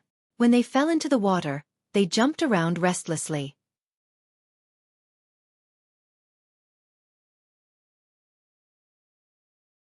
Chapter 570. The changes in the boundless river made the people of the drumming tribe worried. The changes in the river lasted for a few days, but they didn't see any big movements. It was like seeing someone throw a huge stone at them, but they didn't see the stone fall. The shaman and chief of the drumming tribe couldn't sleep for several nights. Since the changes on the other side of the river, the crocodiles in the river collectively moved their nests away from the riverbank. Now their range of activity was also far away from the riverbank. Even if they had to climb a long distance into the water every day, they were willing to do so. This made the people of the drumming tribe even more puzzled and worried. What on earth made the crocodiles behave like this? Until one seemingly peaceful day, the ground suddenly shook. The crocodiles that were swimming in the water panicked and climbed ashore from the river. They continued to run away from the riverbank towards their new cave. The man standing on the crocodile's back was overturned. No matter how he shouted, the crocodiles didn't look back and kept climbing towards their new cave. After the earthquake, there was no more movement. When the warriors of the drumming tribe checked around, they found that there were many dead fish in the river. A few days ago, the fish that were fiercely jumping on the river and biting each other with their big mouths were now floating on the water with their bellies turned up, motionless. This. What's going on? The patrolling warriors hurried back to report this to the shaman and chief. In the following days, there would be an earthquake every 10 days or so. Moreover, the interval between each earthquake was getting shorter and shorter, and it was getting more and more intense. The people of the drumming tribe followed the instructions of the shaman and the chief. They learned from the crocodiles and moved all their houses away from the riverbank. At that time, the water in many places on the mainland had dried up. The good thing was that the weather didn't change much. It was still the same as in previous years. However, every time it rained, the people of the tribe and the wanderers who depended on the tribes would rush to bring out the prepared pots to collect water. The tribes that were good at making pottery made a lot of money in such a strange living environment. In the past, large pottery was not easy to sell. Now, the best sellers were the terracotta jars and large pots. Making pottery was easy, but making good pottery was not easy. Many people's pottery wasn't of good quality. It was easy to break, and water would seep out of the walls of the jar. Some of them couldn't be used for long and weren't strong enough. They could only buy pottery from the trading places. It was the same in Yanjiao. The tourists would also request to use their labor in exchange for pots and jars. After the shower ended, the people inside and outside the tribe were all busy. They put the pottery that was placed outside to catch water into the house. Now, because of the special situation, if the shamaness felt that it was going to rain, she would inform the people in the tribe in advance. Then, when they saw the change in the sky, everyone would hurriedly move out the tools they used to collect water, filling up the outside. In the end, there was not much space for people to walk outside. However, when it was raining, not many people were outside. Everyone was busy fetching water. The shaking of the ground was not only felt at the edge of the mainland, but also felt in other places. Especially in the forest where Yanjiao was located, it was especially intense. Every time the ground shook, there would be chaos in the forest. Beasts would roar and birds would fly in disorder. What shocked Xiao Xian the most was that when he went out to hunt, he saw a volcano in the forest. The volcano had not erupted for a long time. There was a pool in the depression at the top of the mountain. Xueqi had been there with the hunting team. It seemed that the volcano hadn't erupted for thousands of years. There were many plants and animals living there. Xueqi didn't pay much attention to it at that time. But this time, when he went out with the hunting team, carrying the prey to the cave where they rested, Xueqi saw the towering mountain that was thousands of meters above the ground. It looked the same as before, but it gave Xueqi a strange feeling. Xueqi also asked the others in the hunting team. When they saw the volcano, they didn't feel anything special. Only Xueqi felt more and more frightened. He always felt that there was a ferocious monster hidden under the tranquility. It might not be that there was a giant beast living there. Xueqi just felt a wave of panic when he saw the volcano. It was his first instinct. There must be a reason for it. Then, the successive earthquakes made Xueqi have a guess. If that guess was true. Taking a deep breath, Xueqi called the people who were in charge of the farmland and asked about the situation in the field. Some of the newly planted crops with short growing periods were close to maturity. They were just side dishes that the warriors didn't like. The non-totemic warriors in the tribe liked them, because they were good for their health. When the land was empty, the people who were in charge of the farmland chose to plant these seeds. The harvested grains and some food that could be stored for a long time were all processed and stored in the warehouse. Weapons were being forged all the time. Everyone had been making preparations for the uneasiness in their hearts. Just as the earthquakes happened again and again, the rainy season came. According to the situation in the past, the rainy season here was not as obvious as the rainy season on the riverbank. It just rained more often. But this year, the rain was not only frequent, but also fierce. Everyone no longer took out the containers to hold the water. But this still couldn't reduce the panic in their hearts. Boom! The ground shook again. Many of the pots placed there to hold the water were overturned, and some even broke. Some people almost lost their balance. All kinds of utensils clanged against each other, and many children cried in the houses. This was already a very good situation. After all, the ground shook many times, and everyone was mentally prepared. They were not as panicked as they were at the beginning. It had only been 5 days since the last earthquake. The time interval was even shorter. Splash! The rain fell more rapidly. If it was in the past, many people living near the rivers would be worried that such a fierce rainstorm would cause the river to overflow and flood their farmland. But now, no one thought about the overflow of the river, because the water level was still relatively low. The Lu tribe. The chief of the Lu tribe stood in front of the pool occupied by their tribe with a wooden face. This place had become a bottomless pit. Since the end of winter, the pool had not produced any water. Even now, when the rain was unusually frequent, there was no sign of water coming out of the pool. This rainy season was unusual. Many people had never experienced it before. The rainfall was heavy and turbulent, but the river still didn't rise. The people of the drumming tribe who lived on the edge of the continent felt it even more strongly. The patrolling warriors stood on the bank of the big river, looking into the distance. Those huge figures of the river beasts jumped out of the water, making a long roar. They had lived here for so long. Every year at this time, they would hear the river overlords roaring and leading the river teams away. But this was the first time they heard the river overlords not roaring like in previous years. This time, the roar was sharper and more urgent, making people more flustered. Moreover, according to the annual pattern, the various river beasts in the river would leave during the rainy season. However, the situation of the river beasts leaving this year had happened long before the rainy season had even arrived. This year's rainy season, the river beasts left very early. This year's rainy season, the crocodiles of the tribe did not leave, but they rarely appeared. The situation of going into the river was even rarer. Most of the time, they stayed far away from the riverbank. This year's rainy season, the water level of the boundless river began to fall in advance. Before the rainy season ended, the fall was obvious. No matter how heavy the rain was, it couldn't save the falling river. What do you think will happen? A warrior of the drumming tribe was drenched in the rain, wiping his face and asking. After he asked, he didn't hear the response of the others in the team. When he looked to the side, the warriors were all staring at the river, as if their eyes were going to pop out. Their faces were ashen, as if they had seen something extremely terrifying. What are you looking at? Look at how scared you are. Before he finished his sentence, the warrior also saw the situation on the river. In fact, they didn't see it clearly. After all, it was far away, and there was a thick curtain of rain obstructing their vision. They could only see a blurry shadow. But it was this blurry shadow that scared the patrolling warriors so much that they almost suffocated. In the river that had fallen a lot, on the surface of the water in the distance, there was a river beast that had appeared. The river overlord that used to give people an unparalleled sense of oppression suddenly exploded. Yes, it exploded directly. It was like a piece of soft mud that was squeezed hard by someone. In the distance, there was a bloody scene. The cry of the river beast stopped abruptly, and no other river beasts appeared.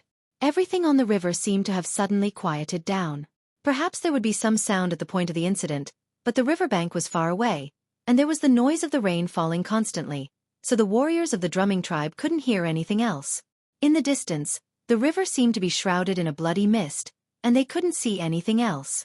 The rapid rain fell on people, fell into their eyes, and flowed through the narrow pupils of the people of the drumming tribe. They could bear the water entering their eyes, but the sudden rain fell too quickly, and it caused a little discomfort in their eyes. But at this time, that discomfort couldn't affect the mood of the warriors at all. After a little silence, the warriors of the drumming tribe reacted, and they all took a deep breath of the cold water vapor. The rain poured into the trachea from the nasal cavity, and several warriors were choked, coughing as if their lungs were going to be coughed out. In fact, the choking of the rain wasn't serious, but they had just recovered from the shock, and just wanted to do something to vent their fear. On the river, that was the overlord of the river. Everyone was extremely afraid of it, and admitted that it was the overlord of the river. However, the huge overlord of the river turned into a bloody mist in an instant. What kind of power was that? You're tuning in to the Xueqi's Martial Arts Saga YouTube channel. Don't forget to subscribe and join us on this journey to catch the most captivating stories.